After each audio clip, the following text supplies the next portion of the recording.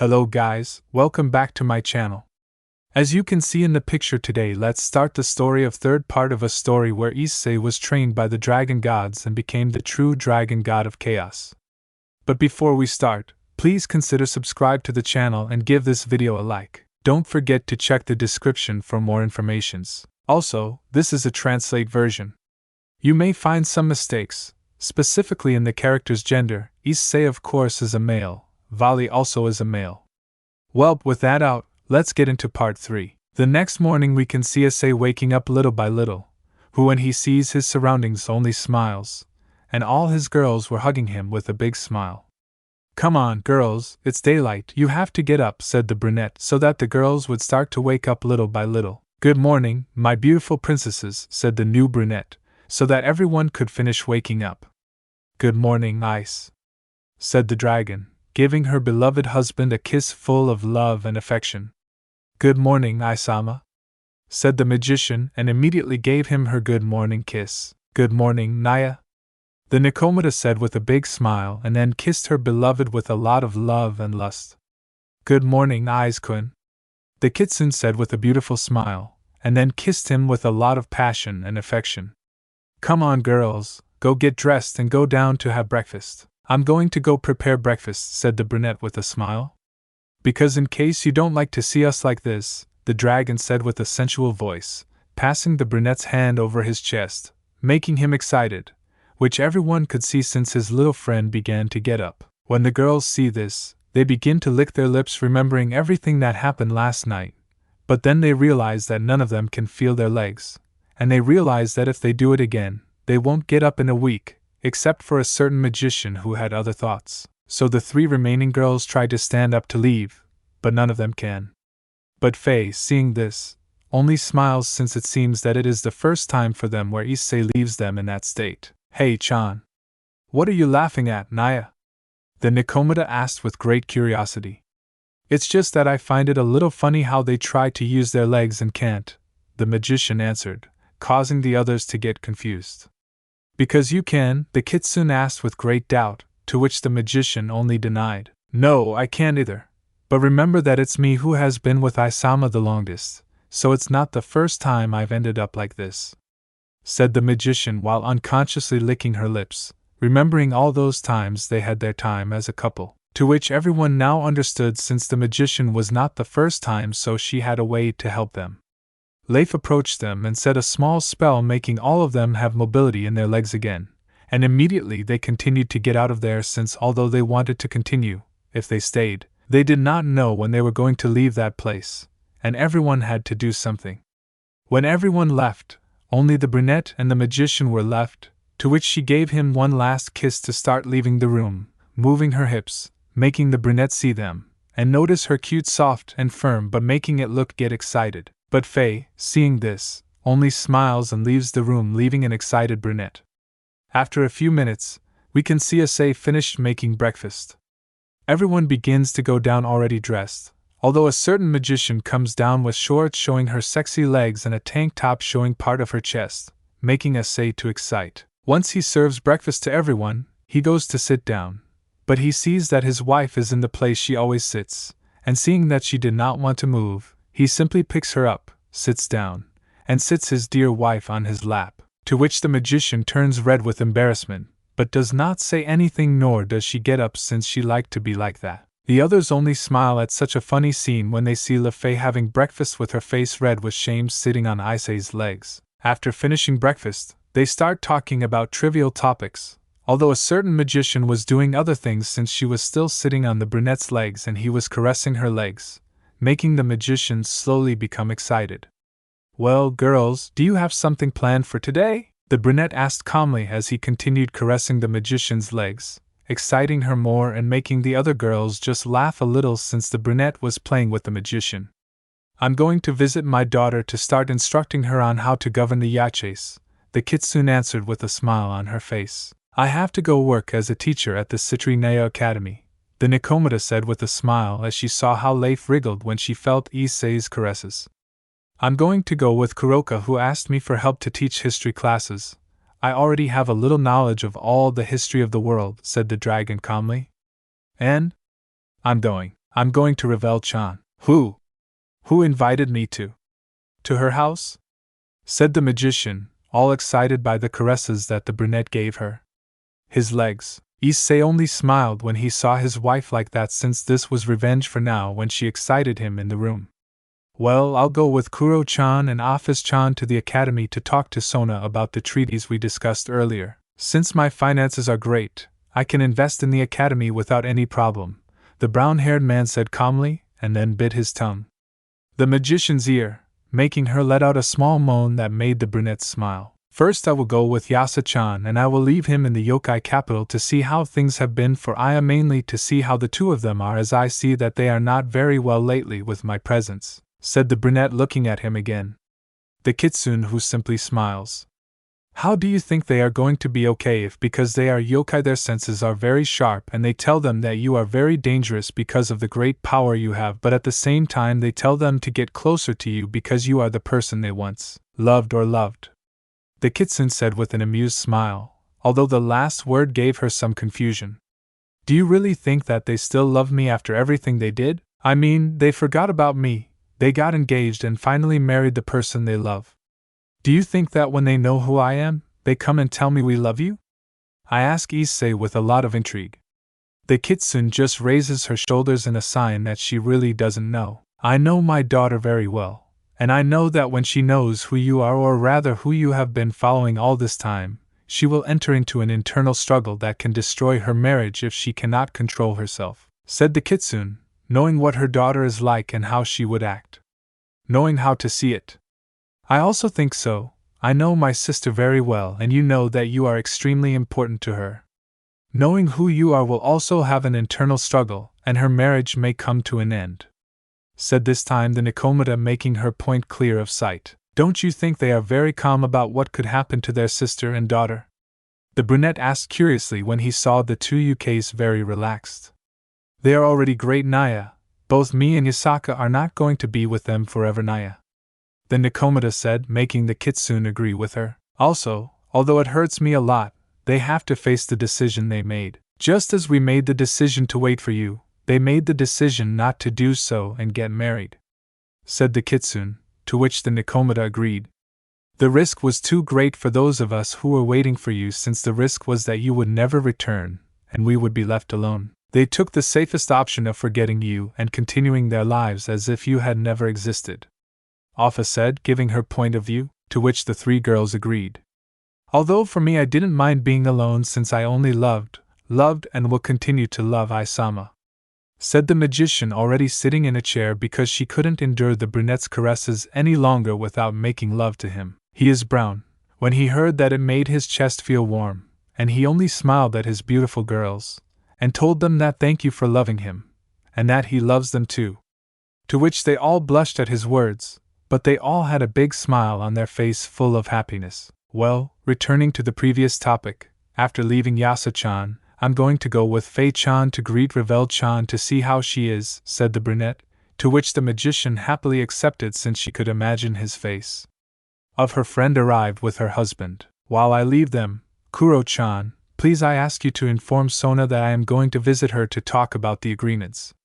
The brunette finished saying what the Nikomata was doing with a smile.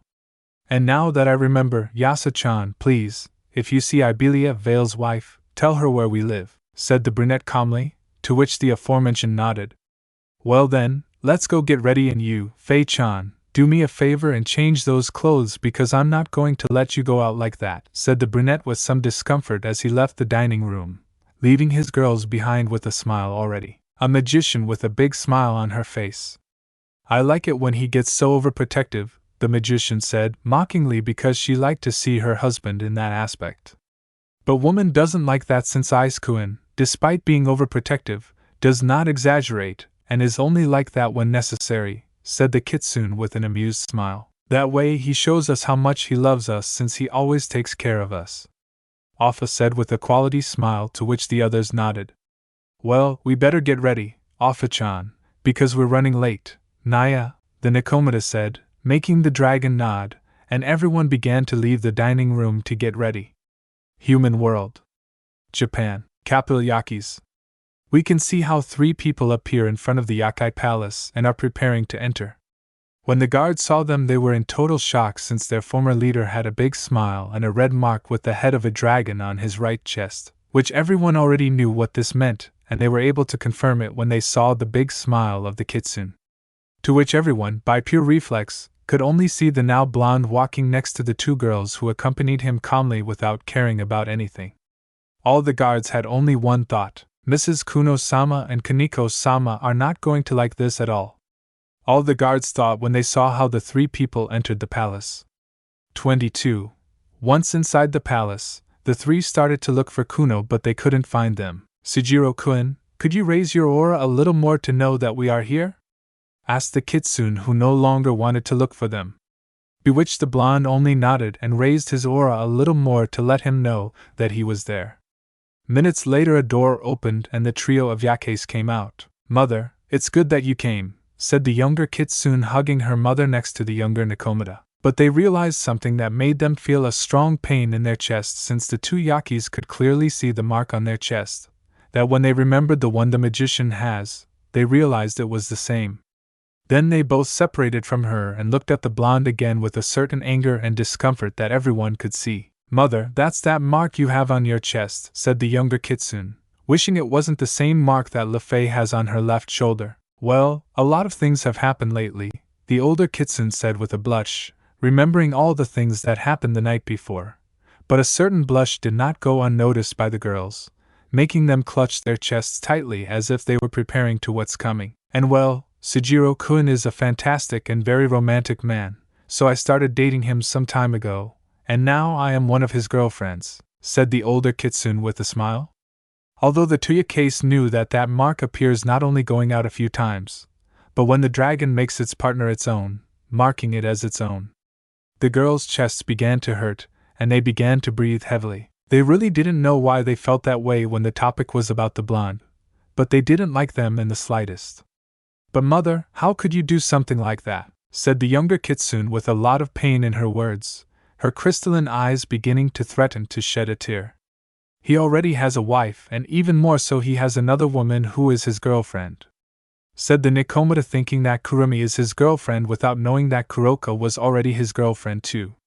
Note: remember that Kurumi is office. That doesn't matter, you already know, and I also know that being a dragon, he is going to have more than one woman. In reality, that doesn't bother me, and I only care that he loves me," said the older kitsune in a serious tone. "How can you be with a person like that? Maybe it's true that it doesn't bother you that he already has 2 women, said the youngest kitsune, about to really cry. Deep down, she wanted no woman to approach the blonde and see how he would behave. Surrounding himself with beautiful women hurts him a lot, even more so when one of them is his mother. "In fact, with Kuroka-chan we are already a team," said the older kitsune, surprising the pair of Yakais even more. "Ni-sama is also with him?" the younger Nakomata asked in disbelief, to which she only received a nod from the older kitsune.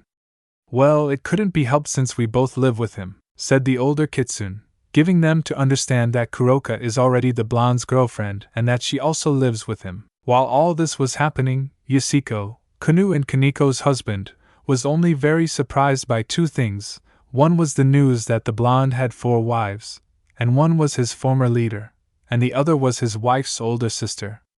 The other was to see the state of his wives since they were very upset and on the verge of crying. He thought it was because they didn't want someone like Yasaka-sama to be with someone like the blonde.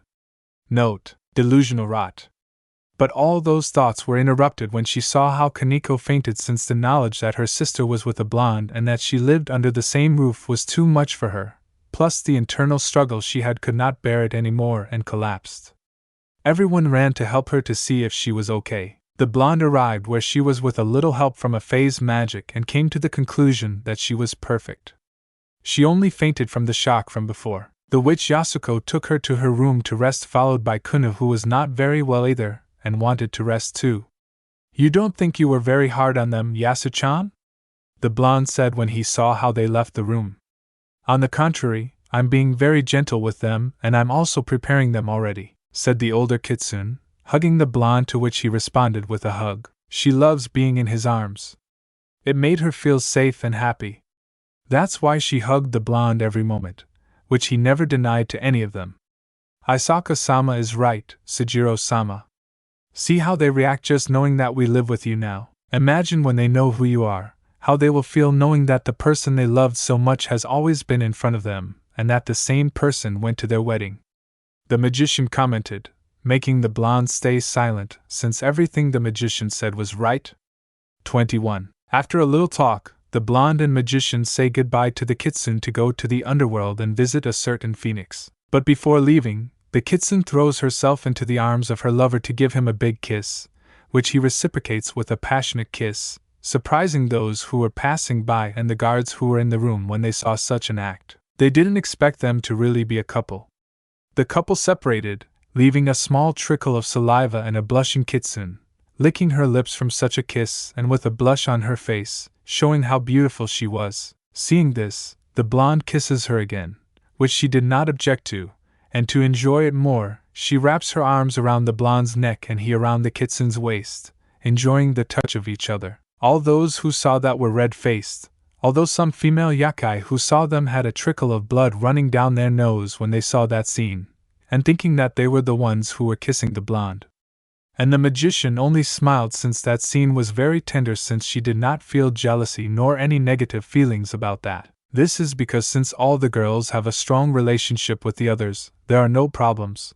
Plus each of them at some point has hit or has intimate moments with the blonde, as in her case this morning.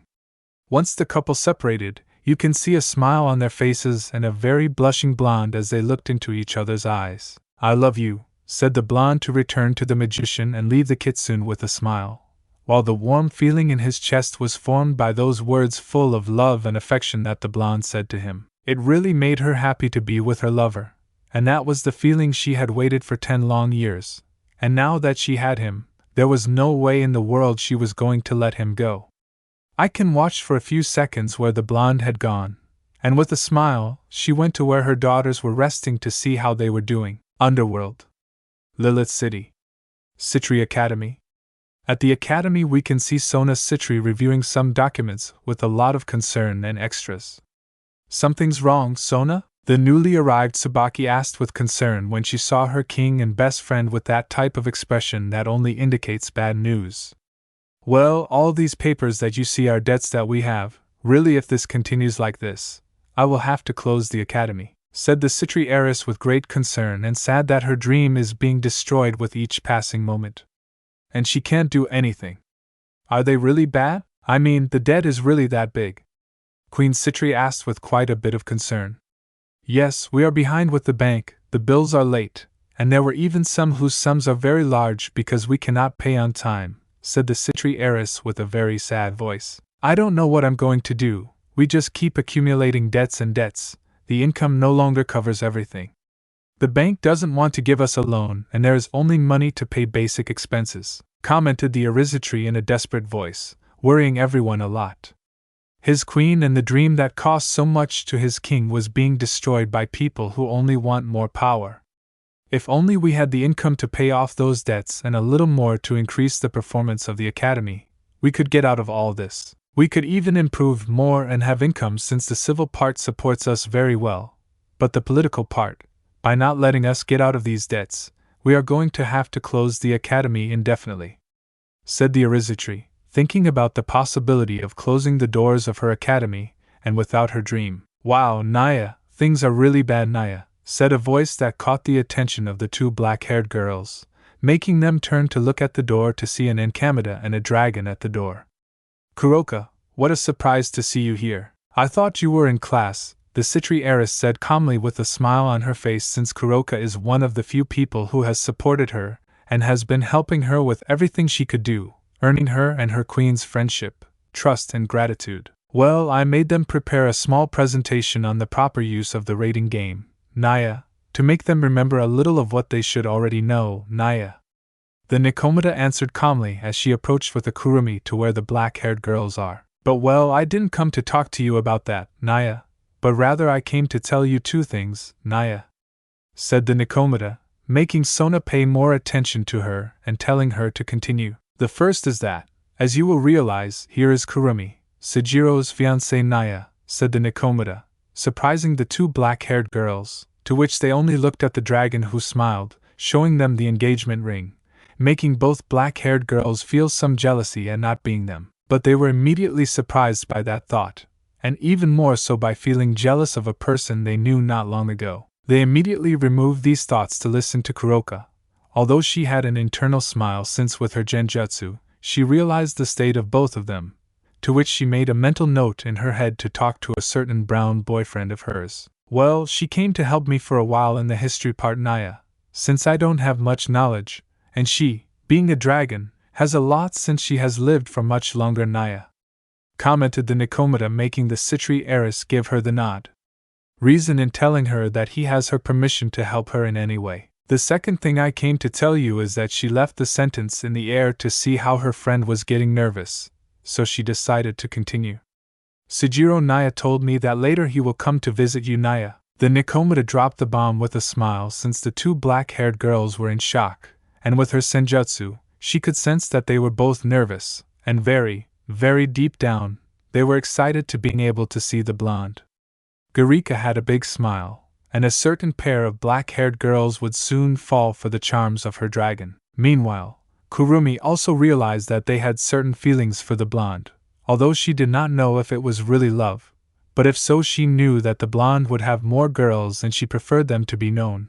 And what better option than the heir Citri along with his queen, who have always been present around his fiancée. I'm informed that he's coming to talk to you, Naya, about future financial contributions, said the Nikomata, shocking the two black-haired girls and greatly surprising Sona, since she remembered their conversation in the restaurant that he would be her financial support. But she also remembered what last thing he said to her before leaving. Memory. I will not let your dream be destroyed, since it is your dream, and I will help you keep it your dream. See you soon, Miss Sona, Miss Tsubaki. End of memory. Sona remembered that last thing. Her cheeks blushed, but she immediately hid her blush since she didn't want anyone to see her that way. Although later he thought that why would he behave that way, since he barely knows the blonde and they have only exchanged words once or twice to fall in love with him, or yes? Sona shook her head to clear away those thoughts, and see that Kuroka was looking at them with a smile that said many things, and they all had to do with a certain blonde. Thank you very much for informing me, Kuroka. You can leave now, said the Citri heiress, very nervous and blushing because of the smile that the Nikomata had. Kuroka said goodbye and headed to her class to continue with her day, accompanied by the dragon. Sona, after the Nikomata left, was still very blushing. She returned to see her queen and friend to see nothing more than that she was just like her, red and nervous. Sona sighed a little and calmed down a little. Tsubaki, could you please inform the others about our guest so that they do nothing when he arrives? Said the Citri heiress, making her queen blush, who immediately left, but stopped at the door and turned to where her friend is. What will you do with Sagi? Queen Citri asked with great curiosity, to which the heiress tensed for a moment, as she understood her friend's question. Sensoji is going to feel jealous that he is so close to Sona, and even more so when he has started to show interest in the blonde. Sigh, nothing. He has to understand that he and I are no longer anything outside of the relationship of master and servant. The Citri heiress responded seriously, to which her queen will understand perfectly and go out to inform all the Citri nobility, leaving a thoughtful Sona. Underworld. Phoenix Castle. We can see how it appears in a pair of blondes outside the Phoenix Mansion. Wow, this place hasn't changed anything since I left, the blonde commented when he saw the Phoenix Castle that hadn't changed. The couple prepared to enter and walk through the beautiful garden until they reached the entrance of the castle. But when they arrived, they saw a scene that made a certain blonde very angry, and this was that Ravel Phoenix could be seen trying to escape from the harassment of a young man that Le Fay identified as the Phoenix's fiancé, and heir to the Barbados clan. I already told you that I don't want to go out with you, so let me go, the blonde Phoenix demanded angrily and trying to get out of her hands.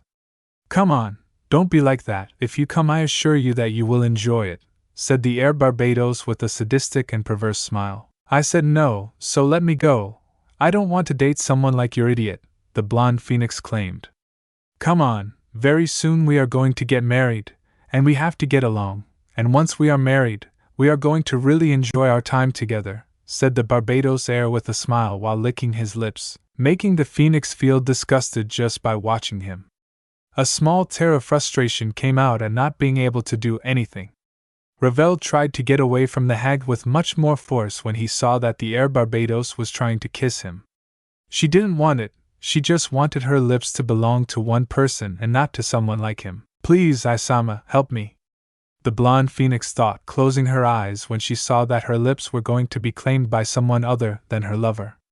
At that moment, as if her wish was fulfilled, she was saved by a certain blonde who had an angry expression as he let out his killer instinct to Nora. When the blonde saw that the blonde phoenix was going to be kissed, he became very angry, and in the moment he appeared in front of her, letting out the laugh, and with a kick he sent the young Barbados flying, who crashed into some trees, causing them to break.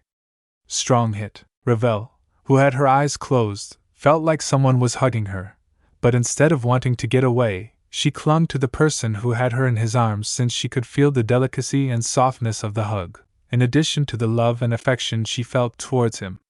Being hugged by that person, the blonde phoenix opened her eyes little by little to see who had her hugged, and her surprise was great when she saw a certain blonde had her in his arms. When she realized this, she blushed a lot, but instead of moving away from him, she clung to him much more, since the aura he gave off made her feel calm and relaxed, and it also reminded her of a certain chestnut tree, making her want to get away from him less. The blonde, feeling that the blonde phoenix is clinging closer to him, reflexively hugs her tighter, but without hurting her, so that she calms down, making the blonde phoenix blush more when she feels the closeness, but she still continued hugging him. Bam, you know who I am, said young Barbados, emerging from among the trees with multiple wounds and blood all over his body. I don't give a shit who the hell you are, the blonde said angrily, causing his killer instinct and aura to increase even more, causing young Barbados to begin to tremble with fear, due to the great power and instinct that the blonde exudes. I am the heir of the Barbados house, said the young man, trying to use his family to intimidate the blonde. Note: poor idiot. I don't give a shit if you are Lucifer himself. If you do anything against her again, I swear that not even hell itself will protect you from my fury, said the blonde with great anger, while his eyes of each color became like those of a reptile, causing young Barbados to start shaking more. Now leave my sight, and if I see you again I will show you that my words are not simply words, the blonde said to the young Barbados, who did not take a second as he immediately left. Ravel, seeing this, clung more to the blonde. She didn't know why, but she didn't want to get away from him no matter what. She just wanted to feel safe and protected, since she lost the brunette she hasn't been able to feel that way, at least until now. Now in the blonde's arms he could relax, knowing that nothing in the world could harm him. Thank you, the blonde said in a whisper, now calmer and with a smile on her face. The blonde, listening to her, only smiled as his aura returned to normal. It seems that we arrived just in time, commented a voice that took the blonde phoenix out of her world, to turn to see who she was, and being surprised that it was the magician who is smiling at her. I see that you like being in my husband's arms, the magician commented with a mischievous smile, making the blonde phoenix realize that she still had the blonde very well in her grasp. When she realized this, she blushed, but she also realized that the blonde had his arms around her, making her blush even more. But even so, she still didn't want to let go. Ravel was very embarrassed and very blushing, but even so, and knowing that it was wrong, she still didn't want to get away from him. She still wanted to feel that feeling of warmth and tranquility that he gave her. The magician, seeing this, only smiled, since she knew what the blonde phoenix was thinking and feeling, since just by being close to the blonde, she could transmit security and tranquility to her. Something that she has not been able to feel for 10 years. Just by seeing you I can tell you that I had not felt that tranquility and security that you feel in years, and you only felt it when Issei-sama hugged you in the past. Well, it is not surprising that she feels that way, since you are hugging the only person you love, and who can make you feel that way? The magician thought with a happy smile that her friend feels that way. After hugging the blonde for a long time, the blonde phoenix walks away from him, still with her face red and a look of sadness, as she walks away from the blonde that did not go unnoticed by any of the other two blondes. Say, excuse me for that behavior. I don't know what happened to me, said the blonde phoenix, trying to hide her blush and embarrassment, which she couldn't, since the two blondes noticed it, and for a certain blonde, seeing her in that state made her look too beautiful. Don't worry, Ravel-chan, you know that you are my friend, and I am not going to get angry for having my husband hug, and he is not angry either, right? The magician said with a smile, to which the blonde only confirmed with a smile, causing the blonde phoenix to calm down, knowing that she got angry. I would rather like to be able to pamper you, Miss Phoenix, since being close to a woman as beautiful as you is truly a gift, said the blonde, kissing the blonde phoenix's hand, making her not stand such words and such an act, producing let him faint because of the shame he felt. The blonde holds her so that she doesn't fall silent and can hit herself, while Le Fay had an amused smile when she saw what her husband provoked in women. The blonde trio moved to some benches that were under some trees that were perfect for resting. When the magician arrived, she sat next to her husband, leaning on his shoulder for more comfort, while the blonde phoenix laid her on the bench with her head on the blonde's legs for more comfort, while he caressed her beautiful hair. But after a few minutes, even though she was fainted, the blonde phoenix happened to what made the blonde feel like his heart was breaking, and this was that the two blondes saw the blonde phoenix crying while saying in a soft voice full of pain, "Ice." This was because when the brunette was with her, he always caressed her hair in the same way that the blonde does. This makes the blonde phoenix feel sad for never being able to be with her lover again.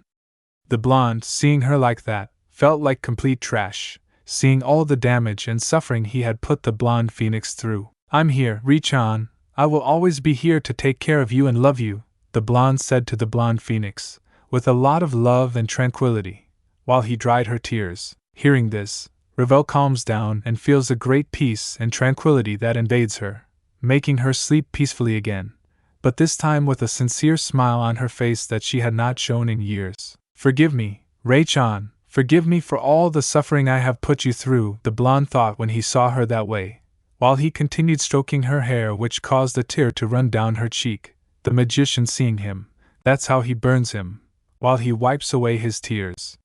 It's not your fault, it's something that had to happen, said the magician, trying to reassure her husband since it hurt her to see him in that state. But that already happened, it was something that could not be avoided. Now you are here with me, with her and with all of us, and it goes without saying that you have made me and the others extremely happy, said the magician with a lot of love and affection in his words. When the blonde listened to everything his wife told him, he smiled at her since he could feel all those feelings that she expressed in her words and hug, promising himself at that moment that he will always take care of them and love them with all his being. No matter what happens, he will always be there for them and will never leave them alone since they are the light that illuminates his day. Thank you, Fei-chan. It was the only thing he said before kissing her with love, to which the magician gladly accepted that kiss. The two blondes remained side by side, La Foyle leaning against her lover while the blonde phoenix continued resting on the blonde's legs. Since it had been years since she had not rested so calmly and relaxed, since she always felt that something was missing, and that something was the presence of the man she loved so much. Although not only that, since also her aura when surrounded by her, and her the warmth of feeling his arms holding her were things she missed. A few hours passed and the blonde phoenix was already waking up from her sleep that she somehow managed to reconcile after so long of not being able to sleep peacefully and relaxed. Were the sounds that the blonde phoenix made when she woke up little by little. When she opened them and saw the blonde who was caressing her hair and who was on his legs, she blushed hard and immediately separated from him. Well, although being honest with herself, she somehow didn't want to get away from him. In fact, she wanted them to continue stroking her hair. Aedo, the blonde phoenix was trying to say something, but she failed miserably because of how nervous she is. Her heart was beating fiercely because of how embarrassed she was. She imagined the blonde all the time caressing her hair while she slept peacefully on his legs. With that thought she blushed even more. Her heart beat faster since she for some reason liked that thought.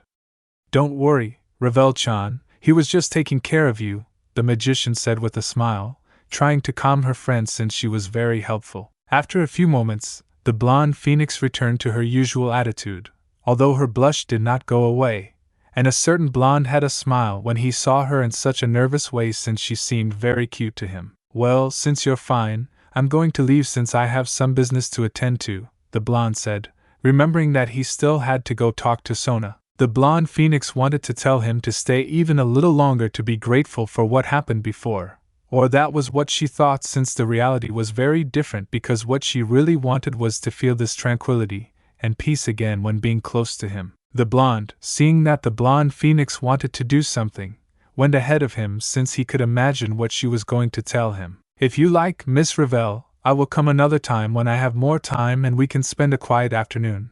But for now that would be impossible, since I have business to attend to," the blonde said with a smile, to which the blonde phoenix nodded, since she understood that he was really busy, and she was also happy because he promised to spend an afternoon with her.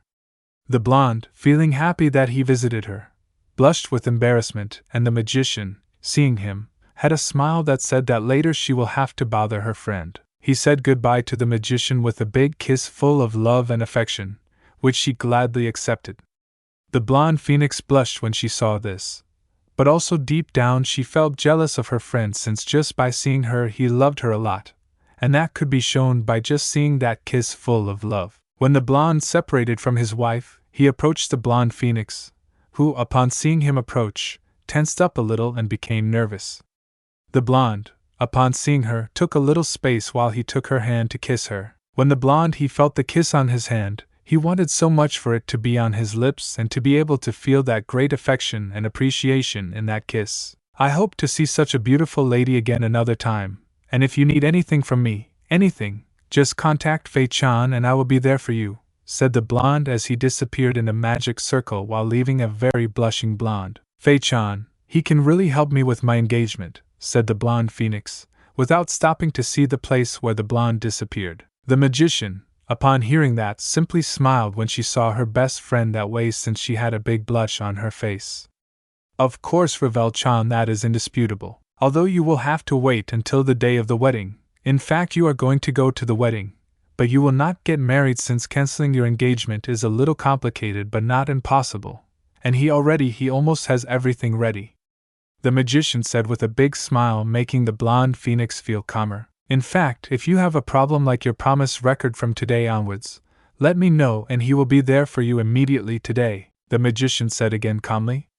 The blonde phoenix sees her again, smiles at her, and tells her that thanks to what she only said was nothing. They immediately go to the mansion to spend time together and talk about certain topics as they always do. Only this once the blonde phoenix had a big happy smile on her face. Underworld. Lilith's capital, Citri Academy. "This place really needs a lot of help," said the blonde with concern, who was now at the entrance to the Citri Academy.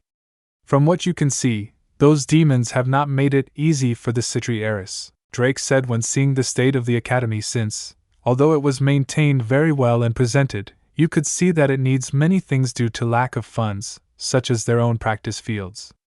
"And if you say it, I don't know how Sona can keep this place standing for so long, and I don't even want to imagine all the debts it has," the blonde answered, a little worried and upset, worried that everything Sona has done to maintain the place open, and annoying to see the greed of the upper-class demons. Issei prepared to enter the educational grounds while increasing his aura to warn that he was there, since he did not want to alert someone and have them attack him for thinking that he is an enemy. So he waited at the entrance of the academy for someone to come to show you the way. Minutes before the blonde arrived, we can see all the Citron ability in the management office receiving some instructions. "Finally, I ask you to treat him well, since it depends on him that this academy stays open, so I don't have to say how important it is for me that this business is done effectively," said the Citri heiress in a commanding manner, although they could notice who also had a feeling of supplication.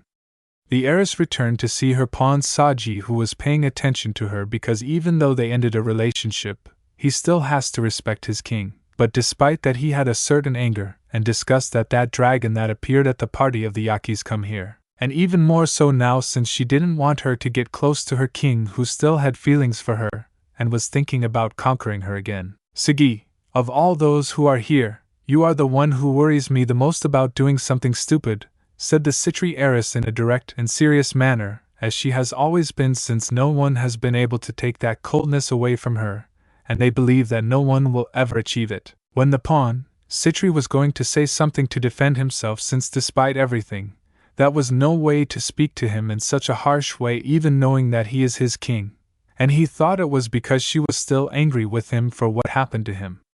Their relationship and was getting even, but Sona stopped to continue. "Don't get me wrong, I'm not saying this for any of the reasons you're thinking right now, commented the Citri heiress, drawing everyone's attention and surprising Sagi, who said that wasn't the reason, so he remained silent to see what the reason was. It is because I have knowledge about the race of dragons, said the Citri heiress to inform that everything she was going to say is true. You, being a dragon or in this case a dragon king, even if you do not have the title, but I understand that dragons do not like another of their species entering their territory without invitation, and it can be said that the Academy is your territory, and maybe it bothers you that another dragon enters, so I ask you from now on to control yourself because I don't want problems with him. I'm clear. The Citri heiress finished saying, surprising everyone and leaving a very surprised Sagi, but he immediately understood and nodded his head. At the moment that Sona was going to continue speaking, she felt a powerful aura that seemed very familiar, mainly to Queen Citri, since she had been closest to him at the Yokai party and was able to recognize her aura faster. It seems that Sona has already arrived, Queen Citri reported, to which everyone understood that that powerful aura was from the blonde dragon. The Citri heiress took a deep breath to calm down since she was very nervous and she didn't even know why. Tsubaki, could you go get him, please? The Citri heiress asked her queen, who immediately accepted and went to receive him.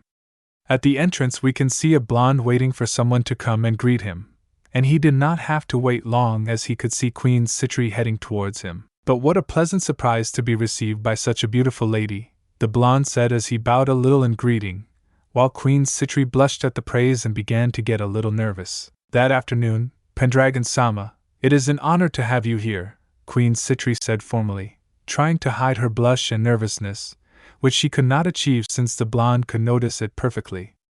Please, Miss Shinra, let's leave the formalities behind since I don't like them if the situation doesn't warrant it. And although this is an important matter, I would like to be able to talk if she does, the blonde said calmly.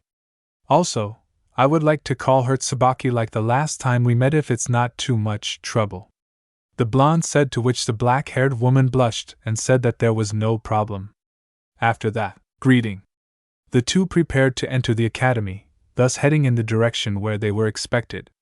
I'm glad that Tsubaki-san is feeling better now. She really is more beautiful with a smile on her beautiful face than a tear on her face, the blonde said with a smile as they continued on their way, to which the black-haired woman, upon hearing him say that, was shocked. I blush a lot because of the praise. And, I don't think I have a beautiful face, I think it's normal, Sejiro-san, Queen Citri said with her face completely red. How can you say that if you are one of the most beautiful women I have ever seen in my life? The blonde said with total sincerity, to which the black-haired woman blushed even more when she heard him, while her heart began to beat rapidly. Please, Sejiro-san, I'm not saying that, and if you say it that way, it seems like you're flirting with me and you're married, Queen Citri said, trying not to digest anything else because she didn't know how to act since she had never been told to compliment it by her way of being so serious. Although I have a wife and I love her as much as you, and she know that being a dragon I can have more than one wife, and she doesn't mind in the least since she knows that I will always love her like the others.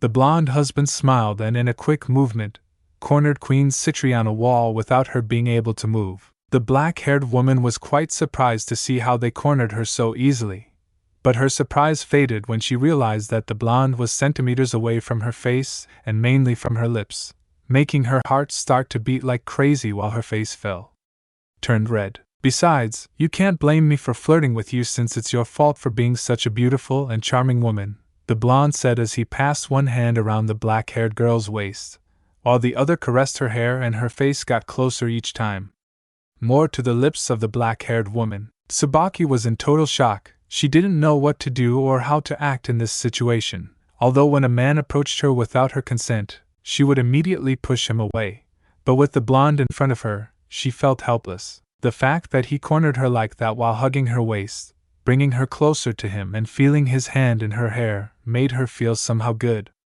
But when she saw him getting closer to her lips, her heart started beating much faster than before, as if she wanted to taste those lips. The blonde had an internal smile when he saw her in such a submissive way. Even though she has a very strong attitude, he knew that she has always wanted to be treated in that aggressive but also loving way, since she was not a masochist who likes it. be hit or something similar if what she likes is for a man to make her feel like a woman in every sense. For that same reason, she fell in love with Kiba since he was very gentlemanly, making her feel good. But now she had a different thought since being in a situation like the one she is in at that moment. She realized that what she really wanted, it was a man who is a gentleman to treat her with respect and affection, but also aggressive to make her feel like a woman, like in that moment where the blonde as her completely submissive. The blonde moved from his lips to his ear and whispered, "It would be better if we left because they are waiting for us," the blonde said calmly, to which the black-haired woman became disappointed since for some reason she wanted the blonde to continue. Issei, upon seeing Queen Citri with a look that expressed disappointment, approached and he whispered again, "Although if this beautiful lady gives me the great honor, I would love to invite her to dinner this weekend, just the two of us," commented the blonde, to which the black-haired woman, as if out of inertia, nodded her head while her cheeks were all blushing. The blonde released her but first kissed her cheek, to which the black-haired woman was surprised as she blushed more than before. The blonde gave him a warm smile and the two went in the direction where they were waiting, although this time it was at Tsubaki with her face completely red because of what just happened a few moments ago. When they arrived at the room, Queen Citri knocked on the door and received a come-in. When she opened it, the entire Citri nobility was in total shock as they saw Queen Citri with a big blush on her face and a blonde with a smile that said that he was the culprit of that blush. On the other hand, Sona did not know what to do or say in that situation since she was curious what happened to make her queen look so submissive and ashamed. The blonde, seeing that no one was saying anything, decided that it would be best to start to calm the atmosphere. "It's good to see you again, Miss Citri," the blonde said politely, taking everyone out of their shock and returning their attention to the person who had spoken. "It's good to see you again, Pendragon-san," said the Citri heiress with a calm smile, to which the nobility were once again shocked to see their king smiling. Sona proceeded to first present his nobility, to which he greeted everyone with a handshake for the men and a kiss on the hand for the women, although when he arrived at a certain pair of girls, he simply greeted them, but from a distance, to which everyone that action seemed strange. "Excuse me, Pendragon-san, would you be so kind as to tell me why you greeted the two of them differently than the others?" the Citri heiress asked, thinking that they had done something bad before or that he had resentment towards them for some reason. "Please just tell me, Sujiro, Miss Citri. I don't like formalities, and about them, well, it's very simple," said the blonde, to which everyone paid attention, mainly the two girls since they were Momo and Raruko and her boyfriend, Sugi, who he also paid attention because if he disrespected them, they would have to deal with him. "They are already marked by a dragon, in other words, and I hope you don't get angry, ladies, but it can be said that when they are marked by a dragon, they become his. In other words, no one from our race can approach them if they don't. It is with the permission of the owner of that brand," the blonde said calmly, which surprised everyone that he realized and reassured the two girls and her boyfriend. "If it's bothersome, how did you realize that they are marked?" asked the Citri heiress with quite curiosity since they had the mark split under their clothes. "Simple. Perhaps for another race other than ours it cannot be noticed, but for us it is very easy since that mark is to take care of women. In fact, any race can notice it if they pay attention since they give off little of the dragon-like aura of the dragon that marked them through the mark," the blonde answered while leaving everyone silent since they had not noticed that small detail, not even Sugi, who was a dragon demon. The blonde looked at the Citri pawn again and said calmly, "From what I see, you must be Sugi, the Citri pawn who carries the Dragon King and also the owner of the marks of the two young ladies," said the blonde, to which the Citri pawn nodded with a serious look, thinking what he can do something against them. "If you would like to calm down, we dragons can be many things, but we have our pride, and we will never find our race if there is not a very strong reason involved, and we also respect the partners of other dragons," said the blonde with a look on his face serious since despite being his friend Issei also developed a certain pride in his race by spending so much time with the Trihexa. The people present were surprised by those words,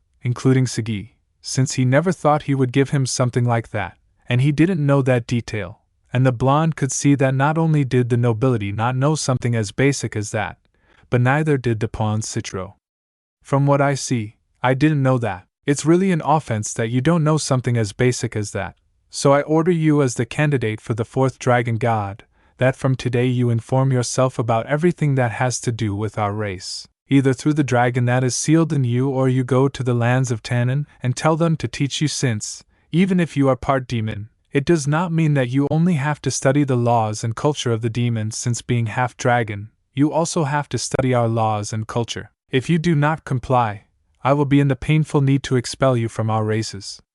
The blonde said in a very serious manner, while increasing his aura to confirm that it is not a joke but an order. Note: remember, in this Trihexa is a true dragon god along with Great Red in office. Those present now were in total shock. They could not believe that in front of them was a candidate for dragon god. But upon feeling his aura and the display of power that he demonstrated at the Yokai party, there was no doubt that is where they realized that with the person in front, they don't play games. It can be said that they are in charge of one of the most powerful beings in the world, since if he really is a candidate for dragon god, it must be for a reason. Although a certain Queen Citri was with a total blush staring at the blonde since the demonstration of power and authority excited her for some reason, and that without also taking into account how kind and respectful he can be in the eyes of Queen Citri, it could be said that he was a prefect man. On Sona's part, she simply looked at the blonde calmly, although you could see a certain tint of red on his face, and what woman wouldn't like a strong man, and adding how kind and affectionate he is with his women made him almost perfect man, since you would like to see his intelligence. But even so, she now felt jealous of a certain blonde magician for having a man like him.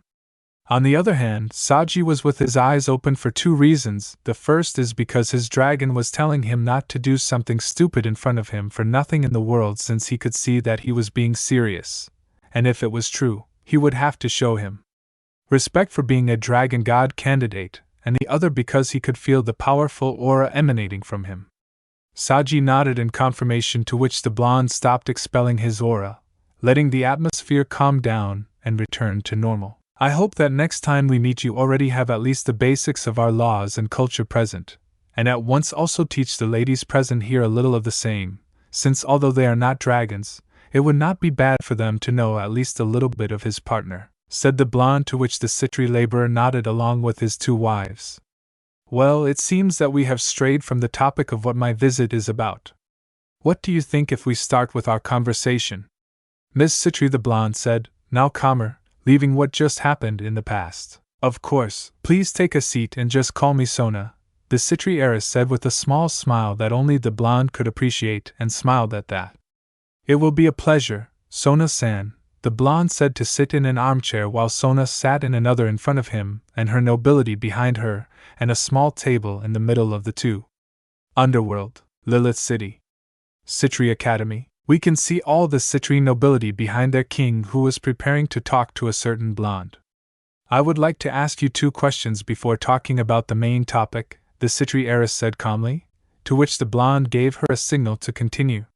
Is it true that you are a candidate for dragon god? The Citri heiress asked with quite interest, since if it were true the person in front of her would be like an office in power. That's right, I have been named a candidate for dragon god by the 3 dragon gods, and I am only trying to meet the requirements to be named the 4th dragon god, the blonde answered calmly, surprising everyone, but they also realized that he didn't say what the requirements were, so they thought they had to be secret. Well, now my other question, this is getting back to the topic, why do you want to help us? Asked the Citri heiress, resuming her serious manner. For 2 reasons, because I want to and because I promised it to someone, the blonde answered seriously. What do you mean you promised it to someone? The Citri heiress asked, quite interested. 10 years ago I met a person who told me a lot of things about you in general, not just those who are here, but about all the people he interacted with, said the blonde, surprising everyone since they knew who he was talking about. From what I see, you already realized that's how it is. 10 years ago I met Hyodo Issei when he went to train with the former Dragon King, Timon. I met him and we became good friends. It was at that moment when he told me many things of you, and he told me that one day if he wasn't there that I would support you in any way I can, said the blonde, leaving everyone silent because of such information. The blonde sees that Sona had a sad look and was going to say something, but he goes ahead and answers the question he was going to ask her. Don't worry, I'm 100% sure that he's still alive. In fact, it's more likely that he's already looking for a way to get out of that dimension. After all, it's not easy to kill him, the blonde said with a smile, to which everyone was surprised by his words, but after a few moments they also smiled since he was right. Well, if those are your doubts, Ona-san, I would like to start with the main topic, said the blonde, to which the Citri heiress nodded. Then they began to talk about the academy. Underworld. Agrees facilities. How interesting everything you have told me, Sirzik, but I have a question: where he has been all this time? Said a green-haired man with great interest. I really don't know. We couldn't ask him much since when he saved Yusaku, he left with her. Later we found out that he arrived with her in perfect condition. They even did a check to see if he had her under control, but nothing appeared.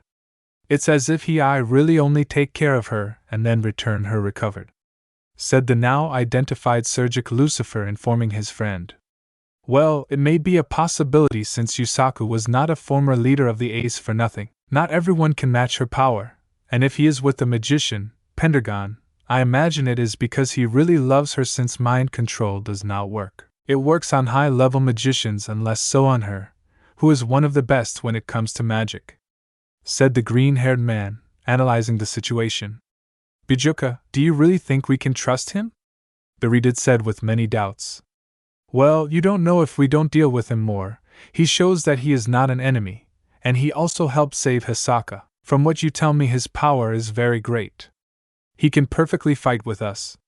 So my advice would be better to have him as ally, since a force like yours would be of help to us, and even more so now, said the one now identified as a Juka Beelzebub in a serious manner for the last part. Are you talking about the attacks that are happening throughout the supernatural world? Asked the Redid seriously.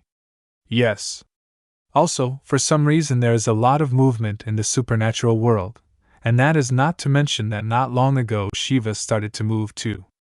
It seems that something really bad is happening that makes the god of destruction mobilize, the green-haired man said very seriously. I have also noticed that, and I have spoken with Azazel, Miguel, and Aten about the issue, and Yusaku is also informed about the matter. We are preparing in case something serious happens. I mentioned the red deeds seriously. For now, it will be better to prepare ourselves, and about the dragon, because we do not test it to see if its strength is really what it appears to be, and I am also very curious about the subject, said the green-haired man with a look of curiosity about the rumors he has heard. Curious about what? Askari did with great curiosity. Lately it has been mentioned among the dragons that someone was named a candidate for Dragon God, and I am really curious who it is, but listening to you, it could be that boy they are talking about. The green-haired boy answered calmly, surprising the red-haired boy. How do you know all that? The redhead asked, not hearing anything on the subject. Well, it wasn't difficult. Just that time it helped me with some things a few days ago, and told me about it. Believe me, I was really surprised when he told me, and how much I wanted to meet him to see if he really is strong. The green-haired man answered again, calmly, surprising the redhead even more. It's a shame that no one knows who he is, since it says that he has not yet formally presented himself to his race. But I think it could be that boy, said the green-haired man, looking back at the red-haired man who was in front of him. Sergic, why don't you communicate with him and tell him that if he can give us a demonstration of power and I tell Tiamat to be his opponent, if it is true that he is a candidate, he will be able to defeat Tiamat.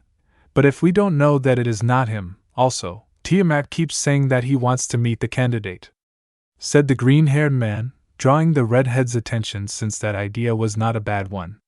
Note: Tiamat wants to meet him to see if he is strong.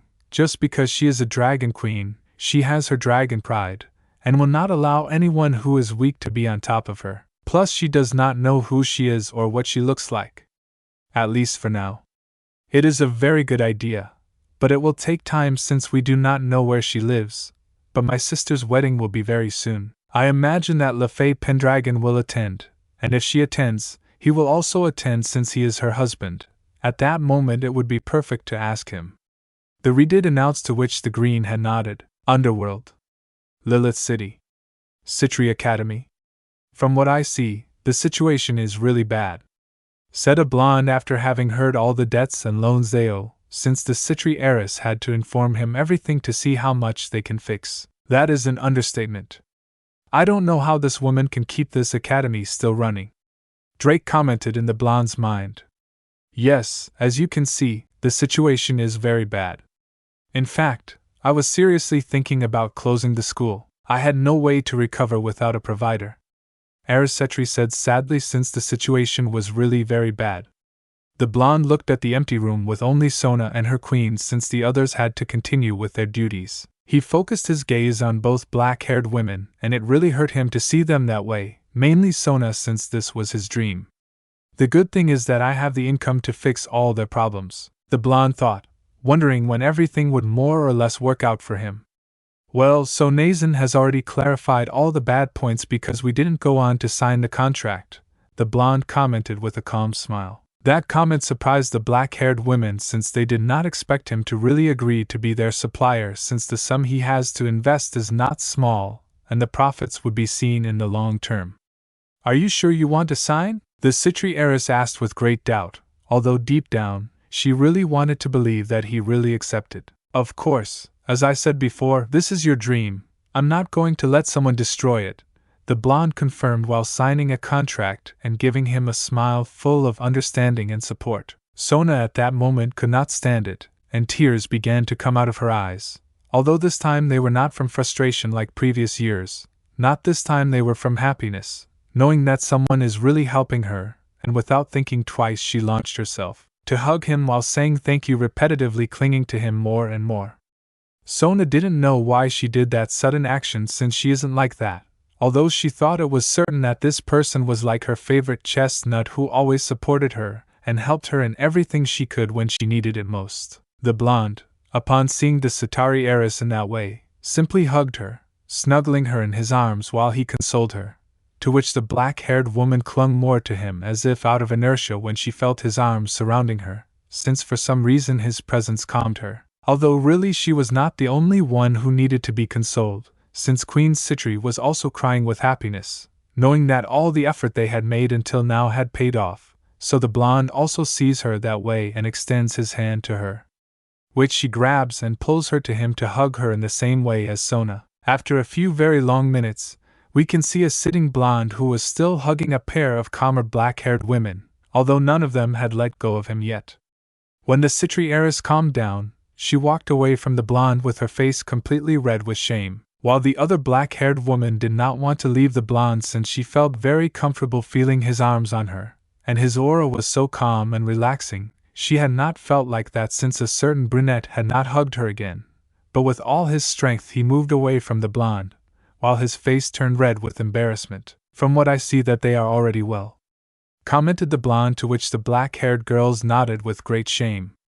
Well, I still have a little time, so Nazan would like to play a game. I've been told it's very good, the blonde said, pointing to a chessboard that was on the table, to which the Citri heiress smiled and thought that this was it. The best time to try it. Of course, I would love to play, he said to the Citri heiress, although his real motive was to see the blonde's intellect. The blonde and the black-haired girl began to play. What neither of the two black-haired citrus expected was that from the beginning the blonde cornered Sona, preventing her from making her moves and leaving her cornered. Tsubaki watched the game with great surprise that the blonde was smart enough to leave his king cornered, and what surprised her even more was that after a few moves the blonde said something that left the two black-haired citrus amazed. Peakmate was the only thing the blonde said, leaving the black-haired girls in total shock, mainly the Citri heiress who still couldn't believe that she beat him so easily. That was a very good game, Sona-san, that I really enjoyed, said the black-haired man with a smile, but the Citri heiress upon seeing him was more surprised since that smile was not one of arrogance nor of superiority, but of fun since I really enjoyed playing with her. Would you give me a rematch? Sona asked. It wasn't that she was a bad loser or anything, but she for some reason really wanted to beat the blonde. Of course not, said the blonde, to which they played another game. Already in the afternoon, the classes at the Citri Academy had ended, and the Citri nobility went together with Kuroka and Kurumi to the address to see how everything had gone, but when they entered the room, they were surprised since Queen Citri was sitting in the legs of a blonde while she was completely blushing, while on the other side of the table was Sona with a face of total frustration and a bit of jealousy when she saw where her friend was sitting. When everyone approached they saw that the blonde and the Citri heiress were in the middle of a chess game, but what surprised them was that their king was losing. Hiroka gave a mischievous smile just like Kurumi, and they approached the blonde and hugged him from behind. Naya, it seems like you're having fun, Naya, the Nikomata said, drawing the attention of the blonde and the two black-haired Citrus. And a lot from what you can see, said this time the dragon. Well, she saw with a smile Queen Citri, who was turning redder than before. Then she tried to separate herself from the blonde, but he wouldn't let her. Where are you going, Tsubaki-san? The game is not over yet, and you have to fulfill your punishment, said the blonde who held Queen Citri, making her turn redder than before. Punishment? The dragon asked with great doubt, while the Citri nobility remained silent to listen and understand the situation. I played a game with Tsubaki-san, but we said that if I lost she could ask me for anything, and if I won she had to sit on my lap until I left the academy, and as you can see I won, said the blonde from Matera. Funny, to which Queen Citri was dying of embarrassment. But that, Naya, instead of being a punishment it's a reward, Naya, said the Nikomata with a funny and malicious smile. That's true, because from what you can see she's enjoying it. Right, asked the dragon, to which Queen Citri did not know what to do, since she was really enjoying sitting on the blonde's legs, and even more when he had her hugged while playing with her king, but she couldn't say it. She was too embarrassed. Everyone was silent, waiting for Queen Citri's response that never came. Then she blushed more as she couldn't deny it, making a certain Akamata and a certain dragon smile maliciously. Goroka in a quick movement stole a kiss from the blonde, while everyone stared at the blonde when he felt the lips of his beloved kitten followed the kiss, since he does not deny a kiss to any of his girlfriends, wives, fiancées. When they separated, leaving the light thread of saliva, the only ones who could see were the two black-haired Citri, leaving them extremely blushing, and even more so when they saw the Nikomata licking her lips as if she had enjoyed that kiss. Then in a quick movement, they stole another kiss, but this time it was the dragon, leaving everyone in total shock, and when they separated, they left a trail of saliva, and again only the black-haired Citri could see. Gurumi licked her lips, savoring the previous kiss. Then she looked back at the two black-haired girls who were staring at them as if they were asking if they could kiss him, to which the Nikomata and the dragon smiled even more maliciously. Gurumi moved behind Queen Citri and whispered in her ear where only she and the Citri heiress could hear, while Lassie turned his attention back to the game. You really want to try those lips, said the dragon, to which Queen Citri opened her eyes in surprise at the words. Then it was the turn of the Nakamata, who went behind the Citri heiress, and in the same way whispered in her ear where only she and her queen could hear. You really want to feel those lips against yours, said the Nakamata, to which the Citri heiress opened her eyes at her friend's words. You wish you could feel that satisfying sensation, the dragon said in Queen Citri's ear. You want me to kiss you and make you feel like you are alive with just one kiss, the Nikomata said in the ear of the Citri heiress. You want him to kiss you and make you feel like a woman with just one kiss, the dragon said in Queen Citri's ear. You know that if you want you can do it, the Nikomata said as her smile grew as she saw the black-haired girls who were increasingly anxious. And we are not going to stop it, said the dragon while her smile grew more and more. Really, spending so much time with the girls was affecting her to become more naughty. You just have to go and claim those lips, said the Nikomata, to which the Citri heiress was already almost at her limit. And he will show you what a real man is, said the dragon, tempting the black-haired Citrus. Jake maid, the blonde said, taking the black-haired girls out of his trance since he continued playing with Sona, although she was more than distracting in that game. Piss him, it's your time, said the Nikomata, tempting the black-haired girls even more. Since he won, give him his prize, said the dragon, to which Queen Citri was already at her limit, and before she lost control of herself, she ran out of the room with her face completely red, saying that I'm sorry she had something to do. And she was not the only one, since the Citri heiress also ran out of the room saying that she had to confirm something important, and to be excused. While the Citri nobility was still in total shock, they had not even moved an inch, trying to process everything that just happened. First they enter the room, and the first thing they see is that their queen, who was supposed to be unflappable, and did not interact with almost any man, and was sitting on the lap of a man who can be said to be unknown, while blushing and embarrassed. Then they see their king, who was also blushing with an expression of frustration and a little bit of jealous, while she watched the blonde and queen and play chess at the same time. The next thing they saw is that both the Nikomata and the dragon kissed the blonde and then whispered something to their king and queen, making them blush more and get so nervous that they had to run away because of the embarrassment they had after the blonde would beat his king in the best game she played. Yes, no one understood anything that was happening, and only someone had one thought in their head after seeing their king like that. I'm not going to let you take Sona-sama from my side, thought the blonde pawn Citri with an expression that did not show happiness. Human world. Hayato Mansion. Girls, what did they tell Sona and Tsubaki to make them act that way? Was what the brunette said when he saw his two beautiful women dying of laughter. Don't worry, Ice, it wasn't bad at all, the dragon said, now calmer. Being with the other girls was really affecting her since she behaved more naturally, and you could see that she enjoyed life more. We were just confirming something, Naya, the Nikomata said after laughing at what happened with the black-haired citrus. When the brunette was going to say something, he sees a magic circle that appears at the entrance, revealing Yasaka with a calm smile. She really enjoyed being at home, and even more so when the person she loves receives her with a kiss. Welcome, my beautiful kitsune, said the blonde to kiss his girlfriend, to which she gladly accepted since she was becoming addicted to those lips that she liked so much. Vala Fei appeared from a door that led to the library. I see that you have arrived, welcome, the magician said calmly to go and kiss her husband, to which he also kissed her. She loved kissing her husband. It was an indisputable sensation when he kissed her, and even more so if it was passionate. How did it go at the academy? The magician asked with great curiosity. Well, although in reality the academy was very bad, but I think that with Sona's help we can take it to the top since her ideas and plans were very good. She only needed the money that I am going to provide her.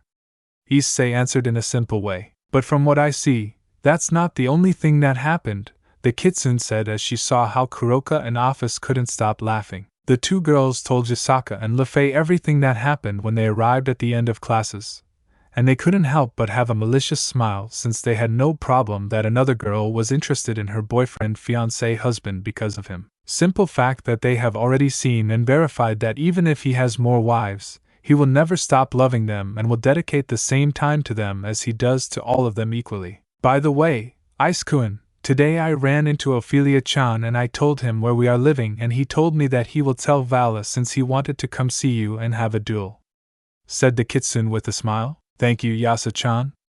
The blonde thanked him while giving him a kiss, to which kitsune only smiled and returned the kiss. But this time he placed his hands on his neck to deepen the kiss further. And there isn't one for us, Naya, the Nikomata said after they finished the kiss, so that the brunette continued with her, and then with Office and Lefei. How about we go bathe in the hot springs and have a little fun before going to bed, the brunette said with a perspective smile, to which the girls understood, and could only smile with lust, and the five left heading towards the hot springs. Note: remember that the mansion has terminal waters. The first to enter was the brunette, who was relaxing while waiting for his dear girls, who did not have to wait long as they were entering, making the brunette unable to take his eyes off them since they entered totally naked without a towel. You enjoy what you see, said the kitsune in a sensual way when she saw her lover, who did not take his eyes off her while his member became harder and harder, making the girls feel proud of themselves when they saw what they caused in his beloved. You would blame me if it were like that.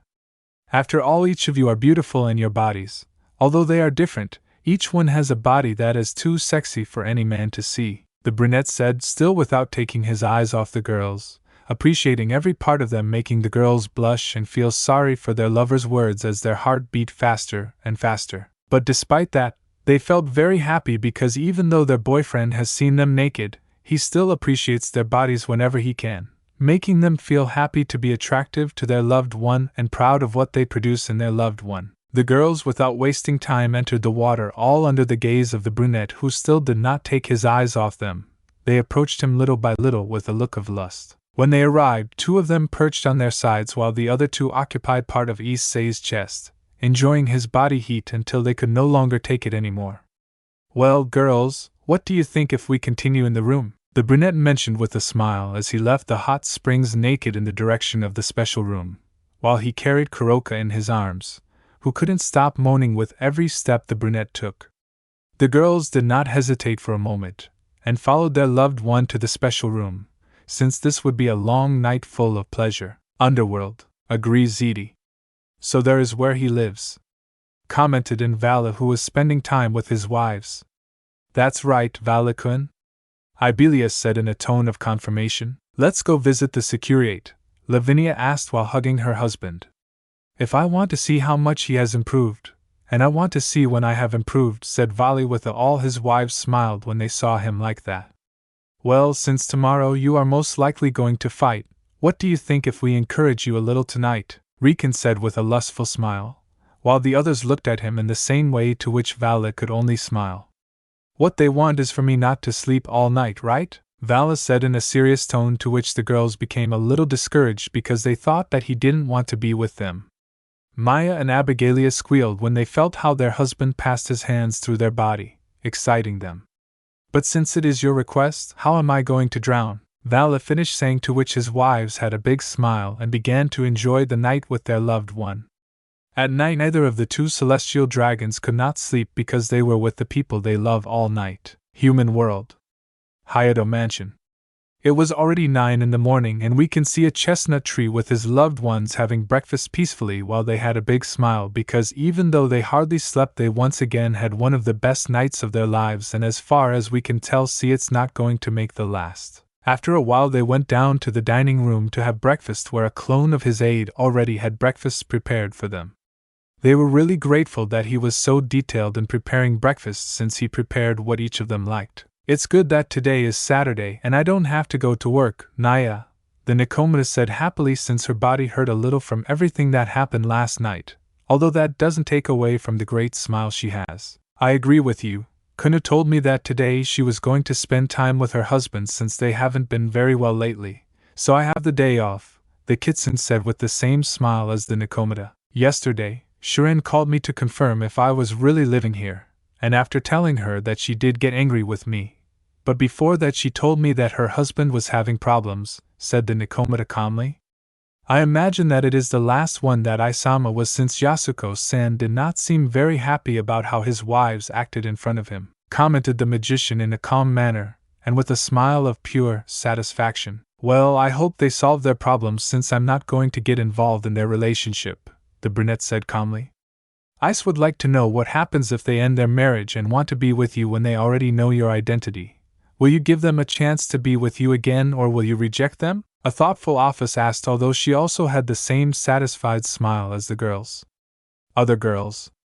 The other girls, upon hearing the question, looked at the brunette again because they were interested in knowing that answer, but their doubts were clarified when he was shaking his head in denial. No, they decided to continue with their lives just like the other girls. Even if they want to be with me again, I don't want to.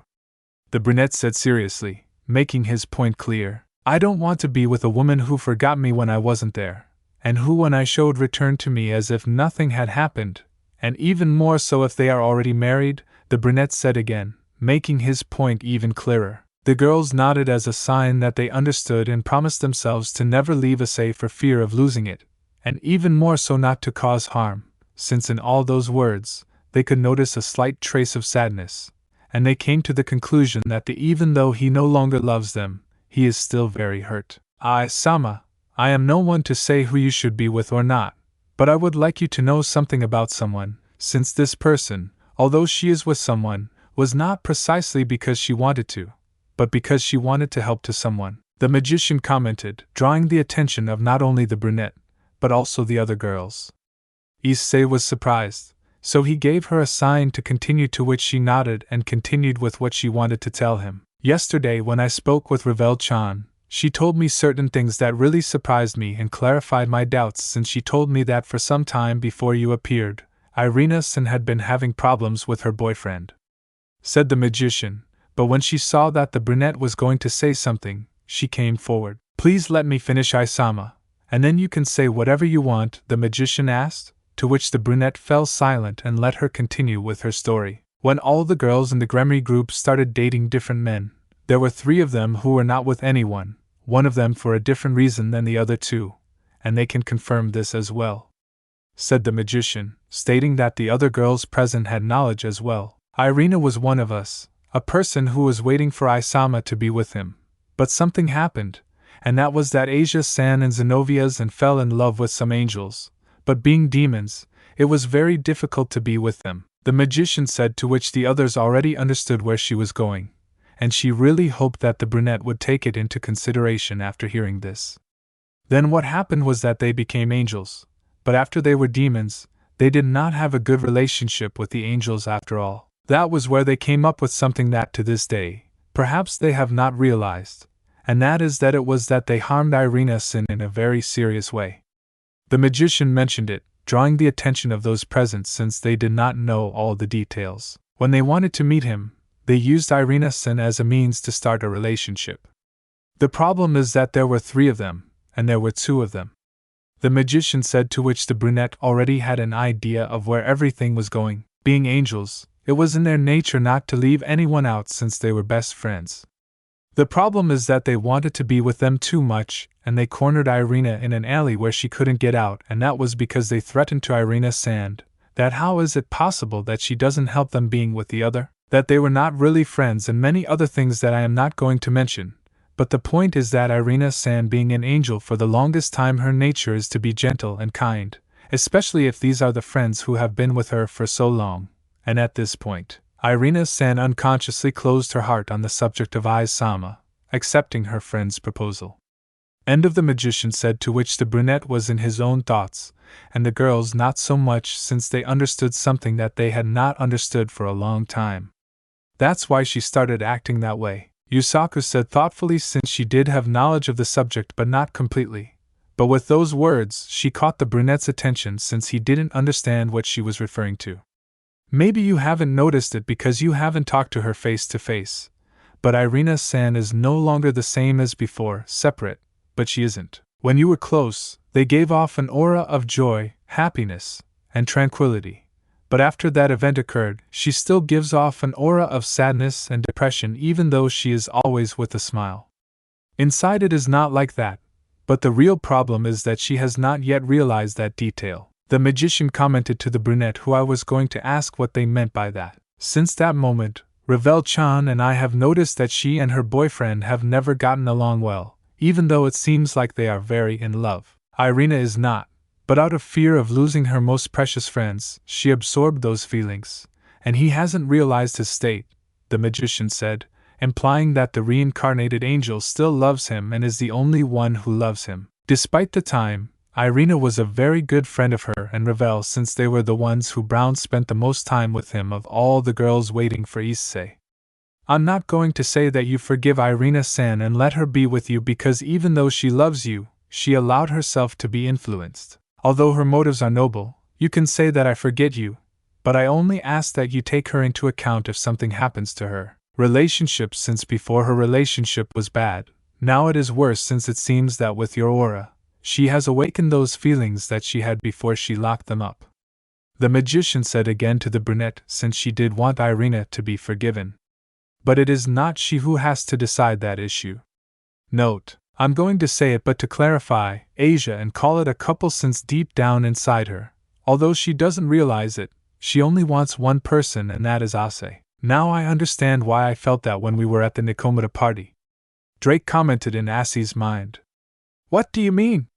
The brunette asked his friend, very interested in his mind. When we were at the party I felt something strange about her, as if something was sealed in her, and her aura, although very slight, was cloudy, as if something was not right with her, Drake commented in a serious tone.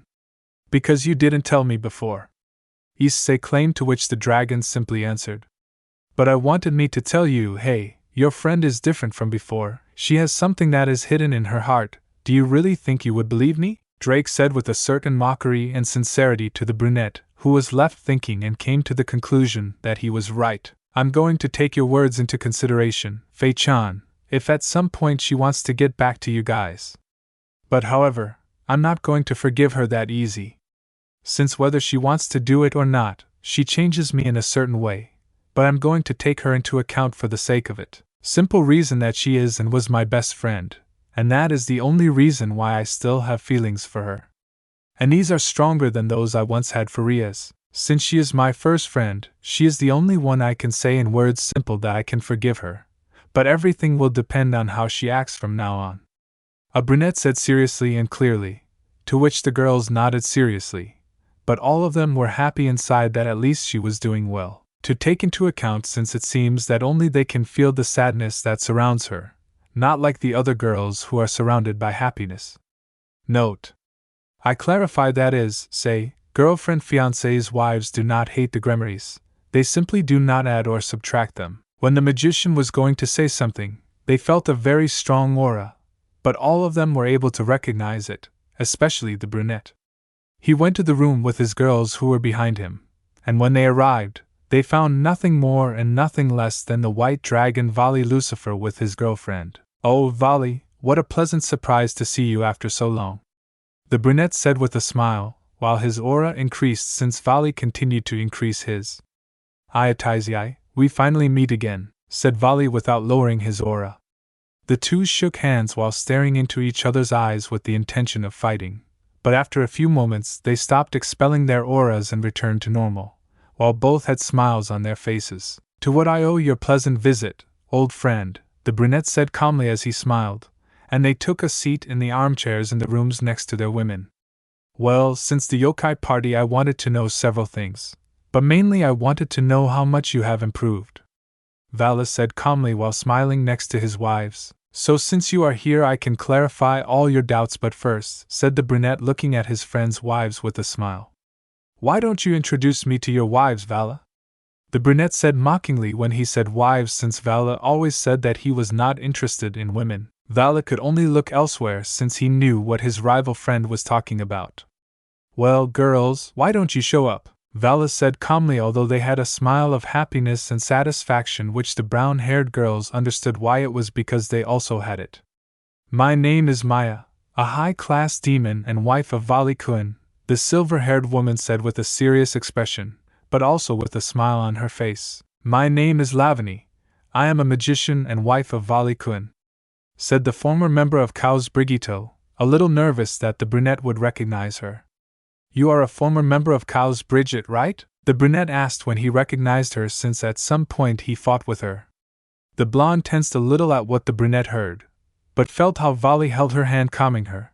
But this action did not go unnoticed by the brunette, who could only smile at that scene since he could never imagine his friend comforting and supporting a woman. "Don't worry, it's nothing, you're Vali's wife, and with that he fully trusts you, you don't have to be nervous," the brunette commented to comfort the blonde, to which she could only smile with happiness that Sakiryu didn't see her as an enemy. "Also, seeing how you are comforted and supported by Vali is something never seen. You really have him very much in love for him to do such acts," said the brunette with a malicious smile, while those mentioned blushed with embarrassment, while Lake laughed inside and could already dying in peace. He had seen Vali blush, that was a rarity of nature. "My name is Lavinia. I am a high-class magician and Vali Kun's first wife," the magician said as she raised her chest proudly, to which the brunette recognized her as the only woman who could make Vali retreat from a fight. "My name is Riken. I am a high-class demon from the Belphegor house, and wife of Val," the black-haired woman said calmly. "My name is Abilia. I am a yokai and Vala's wife," the yokai said with a smile. Note: if you don't know what they are like, go to the first part. There Lefei explains to Issei what they are like. "It's a pleasure to finally meet you, although you already know who I am. I'll introduce myself. My name is Hyodo Issei, the current Sekiryu candidate for Dragon God," said the brunette with a smile, to which those present were surprised, even his girls, since they didn't know that detail. Only Office was calm. Ali, upon hearing that, was very surprised since, being a dragon, he was informed about a candidate for Dragon God, but he never thought it was his rival. On Albion's part, who was listening, everything was speechless in the face of such a surprise. He could not believe what he had just heard. His rival's host is a candidate for Dragon God, not even Drake, and him and his prime had that opportunity. Issei just stared at them, waiting for everyone to process what he heard, but since Office was not in that state, he took advantage of this situation and sat on the brunette's legs, to which he left her and rather hugged her and brought her closer to him for her comfort. The dragon who allowed herself to be pampered by her fiancé. When everyone recovered from the news, everyone had different thoughts. Vali had a smile as his rival beat him to it again, but happy that he is a worthy rival.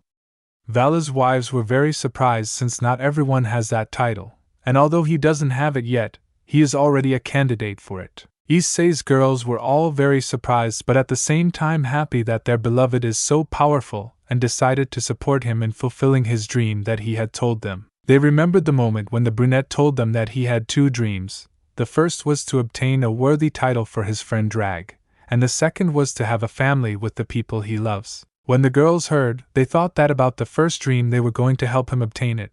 But about the second, they did not want to help him. They wanted to live that dream with him and start a family with the man they love. From what I see, they are already better from the news, so now Vali, you can ask me anything you want and I will try to clarify your doubts. The brunette said calmly while he caressed the head of office, who was sitting on his legs with her head at his side, lying on his chest, letting herself be pampered by her lover. Well, first tell me how you're still alive, Vali asked. When I was enlightened, I began to fight with the Trihexa. Logically, I could barely face it with my most powerful armor, but after a while I discovered that it had an artifact in its head very well hidden. I asked myself what it was and then I destroyed it. When that's what happened, Trihexa put me in a state of deep sleep. That's how I survived.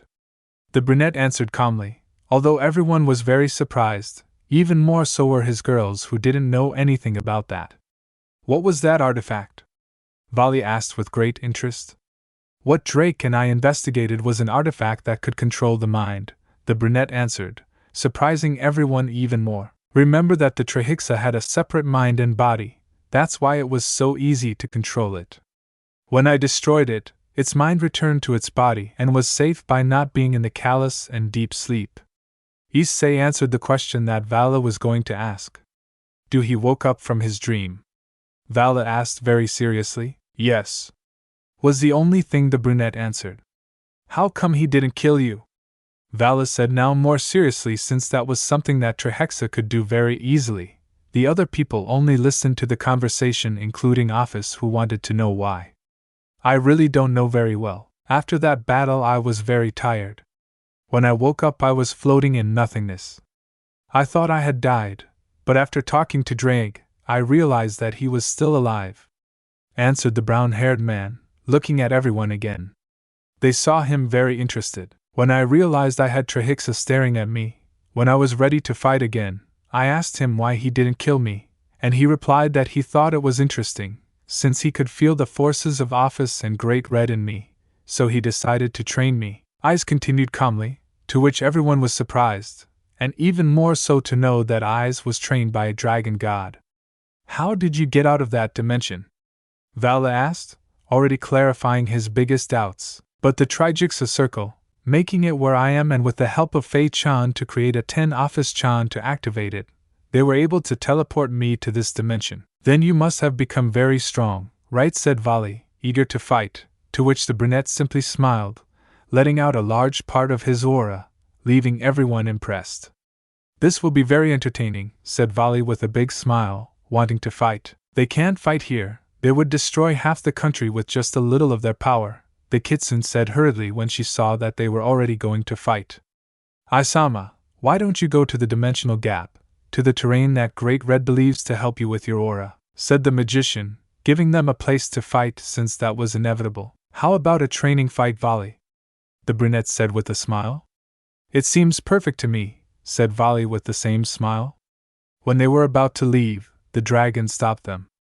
Ice, remember that not holding back, I need to see the maximum of your power to give a verdict on his title, said the dragon, drawing everyone's attention and causing Vali and her girls a lot of curiosity. It's okay, Office Chan, said the brunette to kiss his fiancée. While Vali and her girls were in total shock to know that the dragon goddess of infinity is in a relationship with the brunette. I don't even know why I'm surprised. You were always very close to Hayato Issei. It shouldn't surprise me that upon knowing that he was alive, you would be one of the first to be by his side, said Vali, expressing his ideas, to which she only thought, smile. What can I tell you? I love him too much to let him go, the dragon said with a smile as she hugged the brunette. By the way, that's what you have to give a verdict, said Vali with great doubt. Ice was named as a candidate for Dragon God by the Trihexa that caused both the Red One and I to have to evaluate Issei to see if he meets certain requirements for the title. The dragon said calmly, informing everyone of something that everyone they didn't know except Issei. I would like to know why he was not named before? Vali asked with doubt because he did not want to fall behind his rival. It is very difficult for any of us to name someone that way. In fact, I would say impossible since we have never done it because we were born with our power. But in the case of Ice, who was climbing the steps, training hard, he reached the point that I called the attention of some of us with different reasons, whether it be Trihexa for his strength, the Red One for his determination, and me for his love," said the dragon with a smile that made the brown man very happy for those words. "You can too, since like Ice, you have also already caught the attention of us from the Trihexa for your strength, Red for intellect, and me for your vision of things. You only need to meet certain requirements to be named that maybe in this fight, you will realize what they are," Office finished saying to Vala, who only had a smile. Albion, upon hearing that, could only smile since there was a possibility of leaving such a humiliating nickname in the past and being able to regain his glory or perhaps more. "Come on, Vala, let's become a dragon god," Albion said out loud, making everyone hear him, and he was so excited that he couldn't contain himself. "It seems that you have the same thought as me, not so, Albion," Drake said now, drawing everyone's attention. "Of course, after all, there is a way to erase that humiliating nickname," Albion commented, to which everyone knew what he was referring to. "I understand you, friend, I'm the same way," Drake said with tears in his eyes, to which everyone realized that he was crying. "It won't be long until that day, my friend," Albion commented in the same way as Dreg. Everyone had a forced smile at the conversation of both dragons, although everyone felt sorry for them. "Well, let's better go," said Issei to create a gap and enter it, followed by Vala. Vala's girls were going to follow him but were stopped by Office. "It is better that they stay here since the fight, even though it is going to be practice, is going to be very intense, and they could be in danger since there could be crossfire," the dragon said calmly, to which the girls understood, and all they sat in the room while Office creates a magic circle where they can see and hear everything that happens in the fight. The first thing they saw was a rocky terrain where they could see two people standing staring at each other as they prepared for battle. "This will be interesting, Naya," said the Nikomata, excited to see the fight. "And you say it, this is going to make one of the best fights," said Riken, one of Vala's wives. "Let's see how powerful Vala-kun has become," Lavinia said this time with a smile. "Not just him, since this is a good opportunity to see how strong Aiz-sama is," said the magician, very interested in the fight. The Office only had a smile from what she saw, since although they have almost never spoken, they now talk to each other and treat each other as if they were always friends. That caused a lot of curiosity to the dragon, who still had to learn about human expressions. But I stopped thinking about it as I come to the conclusion that it is due to the good relationship that Vali and Ice have. "It's about to start," the dragon said, drawing the attention of all the girls who settled in their places, although some had popcorn and soft drinks. Office, upon seeing them, could only forcefully smile while a drop on the back of her neck grew more and more as she saw them. Dimensional gap. "Well, how about we start, Vali?" the brunette said, getting serious while letting his aura loose. "Sounds good to me, Issei," Vali said with a smile, while also letting loose his aura. "Welsh Dragon Balance Breaker Scale Male," Issei said, to be covered by a crimson glow that when he finished I showed him with the red dragon armor on. "Banished Dragon Balance Breaker Skill Male," Vali said, to be covered by a silver glow that when it finished revealed him with the white dragon armor on. The two launched themselves at high speed against each other, colliding their fists, creating a wave of shock due to the strong impact, and from then on they launched blows and legs that each one dodged, although Vali had some difficulty dodging Issei's blows, since they came with a lot of force and very fast. The brunette gave him a strong blow to the chest, to which Vali responded with a kick to the ribs. The brunette held his leg and hit him 3 times in the abdomen, making Vali vomit a little blood, but he recovered quickly, and with the other leg he kicks him in the back of the head, making him let go. But his calmness did not last long, as the brunette attacked a series of quick kicks and blows so that Vali could barely keep up with him. Vali, seeing that he was losing ground, moves away a little to gain distance, but Issei does not let him, and in a quick movement, he approaches Vali and delivers a strong blow to his abdomen, sending him flying against some rocks. "What's up, Vali?" "That's all," said Issei with a smile. Although that smile didn't last long, since Vali appeared behind him, giving him a strong paw that made him fly and crash into some rocks. "You were saying something," Vali said this time with a smile. "This is getting interesting," said the brunette, leaving the rubble. The brunette launched himself again against Vali, to which he did not hesitate, and also launched himself against the brunette. The speed of both was incredible if you could barely see the shock waves that both caused. The fight intensified every moment, each one increasing their aura more and more as they fought. Boost was what was heard on Issei's side, while on Vala's side it was divide. Although they were the simplest techniques in that fight, they were important since if one managed to get ahead, the other would lose power. The brunette dodged Vali's punch that was going straight to his abdomen, but that was only a distraction since Vali's gave him a strong hook on the chin, causing him to spit out a little blood.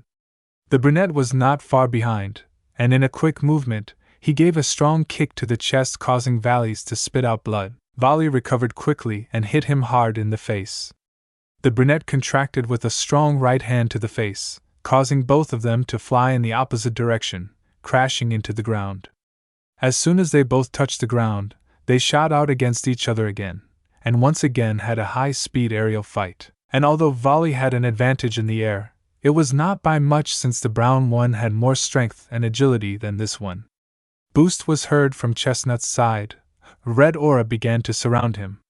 He had already charged enough boosts, and now he released them all. The Vide heard from Vali's side, causing the brunette to lose a large part of the power obtained.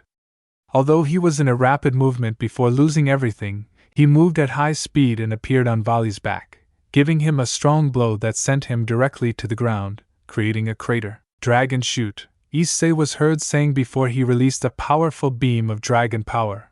Vala, who had been in the crater, recreated his armor again since he had destroyed it with a strong impact.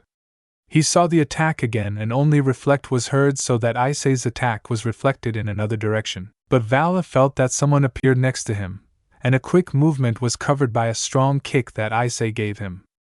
Vala took advantage of that and took his foot, and with great force tied it towards some rocks.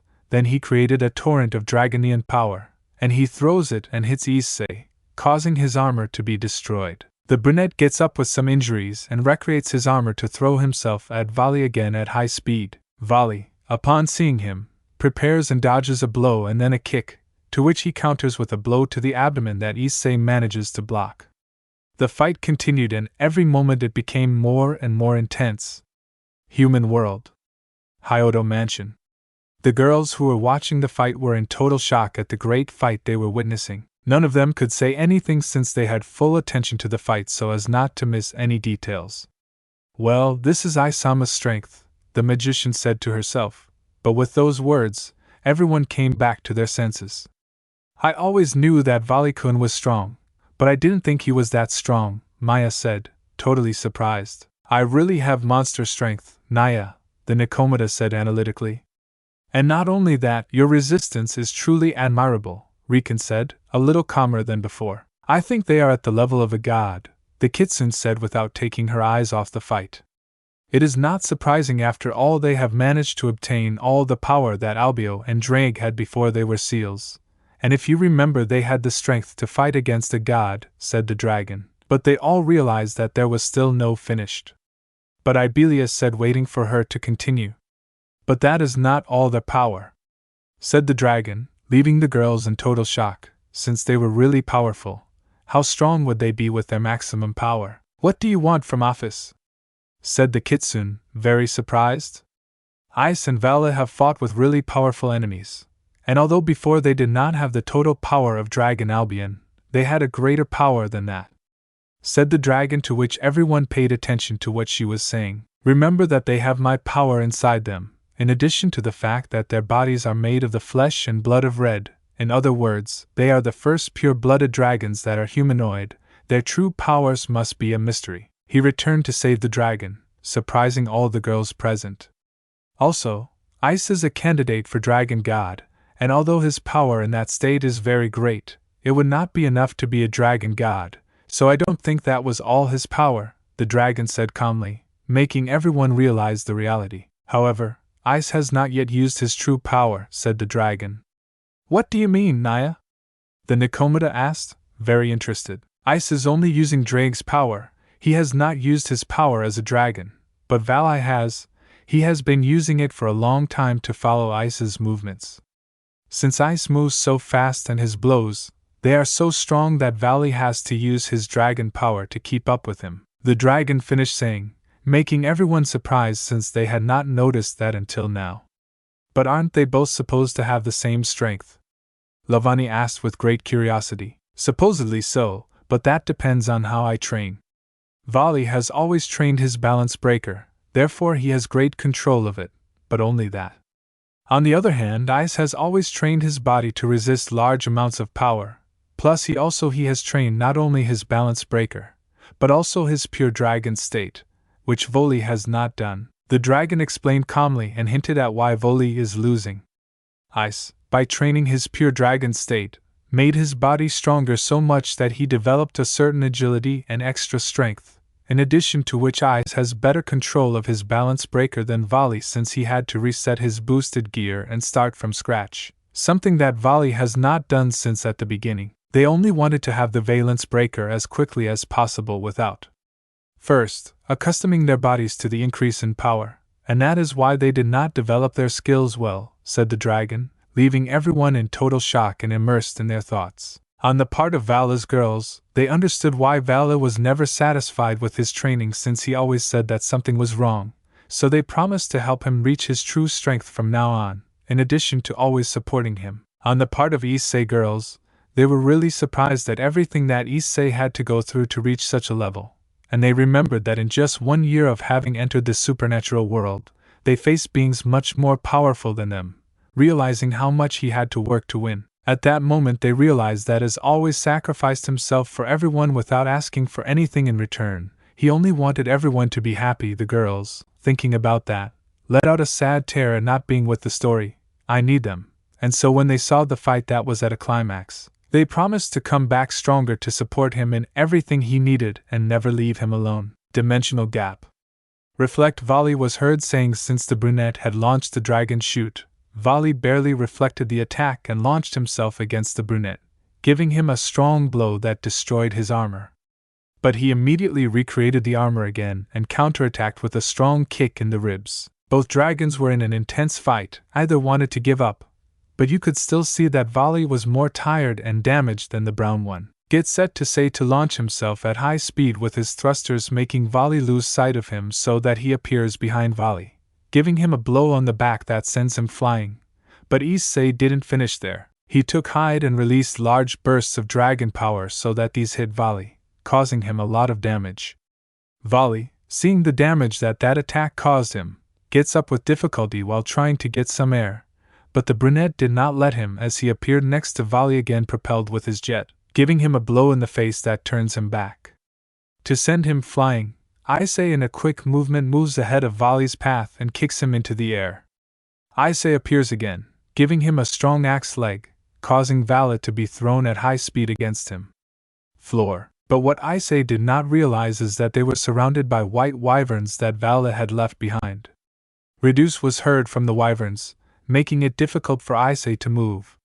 Divide was heard later when Issei remained severely restricted. Note: investigate and reduce is a type of poison that Albion has to kill his enemies, so to speak, but only Drog and the dragon gods are immune, but it can still cause some paralysis to Dryag. Vala took advantage of Issei's state and attacked him immediately, unleashing a series of blows and legs that Issei could only defend himself as best he could. Vali in a moment crossed his defense and turned his gauntlet with his power so that when he hit Issei, he had caused great damage and sent him flying at incredible speed towards the ground.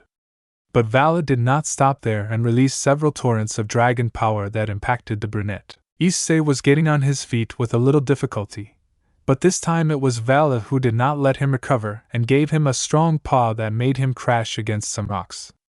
Issei stood guard since he could see how Vali approaches him at high speed, but the brunette only smiles. Dragon shoot, the brunette was heard saying, but this time it was just a sphere, not very small, but not so big either. The brunette threw it at Vali, to which he narrowly avoided it since he was going at high speed. But what Vali never expected was that something hit him on the back while he was heading towards the brunette, causing him to fall against the ground. When he saw again that he had hit him, he realized that above him there was a red wyvern that could direct an attack. It was difficult for me to train them so they could reflect my attacks, but it was all worth it, the brunette said with a smile, but it did not last long as he launched himself against Vali again so that he also launched himself against Issei at high speed. In the sky you could see the shock waves that both produced when they were flying, but when they were on the ground they produced large craters due to the great force of the impact. Explosion, the brunette was heard saying, and then unleashing a great burst of power that sent Vali crashing to the ground. The brunette landed a short distance from Vali, who was standing up. He really flew very hard, Vali, said the brunette, taking off his helmet to give Vali a smile. You too, from the looks of it, you weren't really wasting your time, Vali said, removing his helmet and giving the brunette a smile. But it's time for us to really fight, not to believe, Vali said again while his smile grew bigger. Please enlighten me, said the brunette, so that Vali would fight first with all his strength since he still had to prove his strength. Vali, with a smile on his face, began a chant that the brunette, as soon as he heard it, could only smile. The one who lives in me is the white dragon. I am the silver white dragon of supremacy. Come to my power, for I have been granted the silvery white stars, and we will dominate the throne of Alba. Bright black, the color of the goddess of infinity. Shu and the demon father will awaken. We leave the supremacy and accept the truth. Our brightness dissolves your kingdom, and your kingdom will prostrate before us. Dragon DD, Lucifer Morningstar Drive. A light even brighter than the balance breaker covered Vali completely for a few moments. When the light dispersed, Vali could be seen with a new armor radiating great power. So we're not going to play anymore, the brunette said with a calm smile as his balance breaker disappeared. Vali, seeing him, was surprised by this action. That's your limit? Vali asked with a certain tone of desertion, but the brunette only smiled at him. Of course not, I just hope you can keep up with me from now on, said the brunette, leaving Vali with doubts, but they were all put aside when he felt a tremendous power coming from the brunette. The powerful crimson aura began to surround the brunette as his aura increased more and more, leaving not only Vali impressed, but also the girls who were watching him by having such a powerful aura. Then, as if the world remained silent, Issei began its chant. The one who lives in me is the red dragon. I am the crimson red dragon who will rise to supremacy. The one who possesses me is the crimson heavenly dragon who will become the one of darkness. The shining black of the goddess of infinity. This is the brilliant god of dreams and illusions. He transcends the limits that one believes to be a forbidden existence. This is the call of the dragon of infinity, and its power. Infinity Dragon Drive. While the brunette was saying the chant, a crimson-colored sphere began to surround him, letting out a strong aura, leaving not only Vala surprised, but also all the spectators and mainly a certain dragon who was very surprised not only by his aura, but also by his aura. Not because the brunette showed excellent control of both his dragon power and that of Dreg. The sphere disappeared, revealing a brunette with a new armor who not only radiated power, but also an extremely calm aura. I hope you keep up with me, Vali, because this time I'm serious, said the brunette in a fighting position, while Vali returned to his senses and stood in a fighting pose. In the moment, Issei disappeared from Vali's sight, leaving him in total shock. But then he felt a strong blow to his face that sent him flying against some rocks. Vala was incredulous, wondering when did he move. I didn't see him move, but he had to leave his doubts aside, and he saw how Issei was quickly approaching him, and in a quick movement, he came out of the rubble and reflexively crouched down, avoiding a paw. Vali quickly counterattacked, giving him a strong blow abdomen, and then give him a strong kick that the brunette blocked. The two were in a high-speed fight. Divide was what Vali was heard saying, trying to reduce the brunette's strength and speed. But as if it were nothing, the brunette continued attacking with great intensity without slowing down even a bit nor the force of his blows. Due to Vali's carelessness, the brunette passed his defense and dealt him a strong blow to the abdomen, causing him to bend a little. The brunette took advantage of this by holding his head to give him a strong knee, leaving him stunned. The brunette made a small turn and he hit Vali straight in the chest, sending him flying to the ground. After that combo, Vali tried to stand up and realized that the damage was more than it seemed. To stop this time we have it tough, Albion, said Vali looking at Issei in the air. They have become very strong, even stronger than us. Albion answered calmly. But if they became this strong, we can too, said Vali, which made the white dragon smile a lot. Then let's show him that we are not so easy to beat, Albion said, wanting to fight with his friend rival. Vali could only smile under his armor and lunged at the brunette again. Human world. Hayato Mansion. The girls who were watching the fight were speechless at such a display of power, since even though they were there at the time when the Trihexa attacked, they were never able to see the two celestial dragons fight, much less with those armors. This is surprising, the kitsune said when she saw the big fight she was witnessing. I never believed they had such power, Leviana said this time in amazement. They really have incredible power, they could even defeat a god, the dragon said analytically, since something about all of this was bothering her, to which all the girls could tell that something was bothering at us. Something's wrong, Naya? The Nikomata asked the dragon when she saw how restless she was. It's just that I feel like Ice is hiding something, the dragon said without taking her eyes off her lover's fight. What do you mean, Afasama? The magician said in a curious manner. The power that Ice gives off is much stronger than Vali's, no one can deny it, said the dragon looking at Vali's girls, to which they nodded in a good manner. But I feel that even with that strong aura I can perceive that it is still hiding its true power, said the dragon, surprising all the girls. Don't be surprised, because if Ice really wants to become a dragon god, he will need more than that power, so my theory is that one. He must hide his true power, or two, he still doesn't control it at all. Perfection, said the dragon, surprising the girls even more. They all remained silent, and saw again the fight that intensified more and more with each passing moment. Ice, the dragon whispered, watching the man she had loved fight. Dimensional gap. Rocky terrain. In the air you could see two spheres, one white-silver, while the other red-crimson, colliding at high speed, creating large shock waves that made the earth tremble due to the great force they had. Vali was having a very difficult time, since he could see that the brunette surpassed him in strength and agility. And now he is fighting side by side in speed. Well, with the brunette, it was quite impressive, since you could see that even though Vali cannot completely control that power, he is managing to fight him, so he decided to attack with more force. Vali was in total shock as he felt how the brunette increased his aura again, and that is where he realized that the brunette had complete control of his power. He realized that he perfectly controls Officer's power. Not the power of it is now part of it. Boost was heard from the brunette, who, in a quick movement, appeared next to Vali, giving him a blow to the face that left him stunned.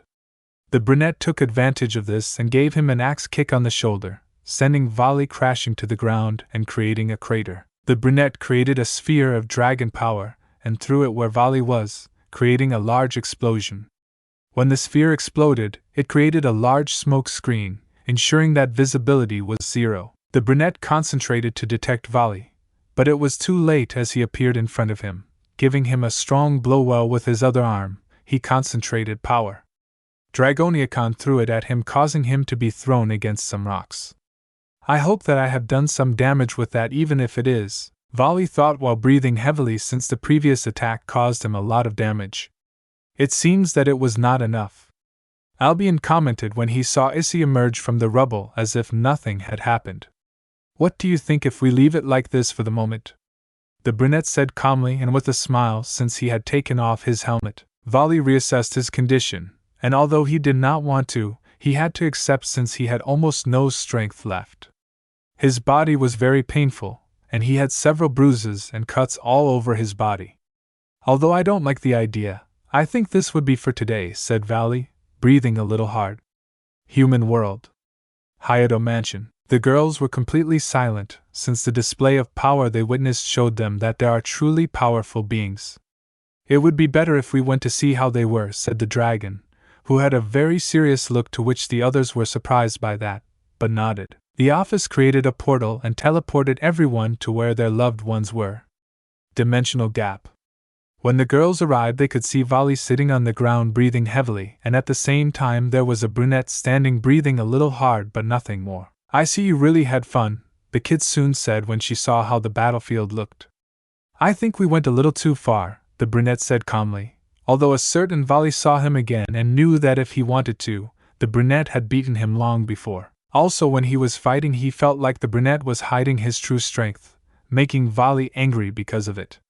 Hey Chan, could you help Vala recover? The brunette said, to which the magician nodded and cast a small spell that when she finished covered Vala with a green aura but immediately disappeared, leaving him in the same state he was in before. What happened? The spell didn't work, Leviana asked when she saw that it didn't cause any effect. Allow me, I'll help you, Lavani said, starting to create a spell, but was interrupted by the brunette. Don't do it. The fact that Fei Chan did work is nothing more than that it doesn't act immediately, the brunette said calmly. What do you mean? Maya asked with interest. The spell that Fei Chan cast was not a healing spell, but an acceleration spell. Of course, Issei. Acceleration. Vala's wife said in unison, while he only paid attention since he was very curious what the brunette was talking about. Yes, you see, we dragons have a very high recovery rate when we are injured. This helps our body become stronger as our body heals, explained the brunette, leaving everyone very surprised except for his girls who were already they knew about that, since the brunette always told them things about the dragon race, so that they would have better knowledge for when they became his wives. Of course, Le Fay is an exception since she knew more than all of them, and Apis, who is a fiancé, knew everything. Because she is a dragon. When someone cures us, these cells, so to speak, remain in a state of suspension, having nothing to cure since another external force is doing their job. Vala, who was always cured by someone, his cells are in a deep sleep, so what he did, Fei Chance, speeds up the process of waking them up and putting them to work. Being the first time, they will work a little slowly, but with time and use of these they work faster and faster. Even Vali will feel how his body is going away, improving little by little. Issei explained in a calm manner, leaving Vali girls very surprised since although they knew many things about the dragon race, some of them they did not know. How do you know that? Said Vali with great interest. Well, one of the requirements of being a dragon god is the knowledge of our race, and since it keeps many secrets, I began to investigate as best I could. The brunette answered calmly while he was looking at Office, who had a smile of acceptance. Ice would like to know something. That wasn't all your power, right? The dragon asked seriously, to which everyone was surprised and returned to see the brown-haired main Vali that she already knew the answer, but she wanted to confirm it. The brunette was silent for a few minutes before answering. Sigh, I really can't hide anything from you, see Office-chan, said the brunette with a soft smile. It's true that wasn't all my power, the brunette finished saying calmly, but everyone was surprised since before he had shown a very great power, and now knowing that it wasn't all he left them very surprised, and even more so the girls with the brunette. That despite knowing that their loved one was strong, they did not know how much. When Vala listened, he made an angry face and was going to demand something from the brunette, but he beat him to it when he saw that Vala was angry. Don't be confused, Vala. The reason why I don't use it is not because I despise you or underestimate you, but because I still can't control it the way I want since it is something never seen in our race, said the brown man seriously. To which everyone was surprised by what was said. What do you mean, Ice? The dragon asked with quite interest. Vala and I are the first of our race who are pure humanoid dragons, therefore our capacity is unknown to everyone, mainly to the two of us, said Issei, to which everyone paid attention since they were very curious. While training with the Trihexa, I was able to access my dragon transformation, which we arrived at that we were not very different from the original dragons. Issei continued, to which everyone paid attention, mainly Office and Vali, since this involves both of them. But while I was training with my dragon form, I couldn't move or attack as I wanted. I thought it was because I lacked training, but then the Trihexa also saw that this defect, so decided to intensify the training and be able to master my dragon transformation at the same time. Perfection, Issei commented calmly. And you did it? Asked the dragon, quite interested. Yes, but something happened, the brunette answered in a serious manner. While I had a practice fight with the Trihexa in my dragon form, I realized that even though I had great power and could control it, I couldn't make the Trihexa take me seriously. Frustrated with that, I increased my aura to the maximum attack, but while I was attacking my body suffered a transformation. the brunette finished saying seriously, to which everyone was surprised that he had a transformation. What do you mean by a transformation?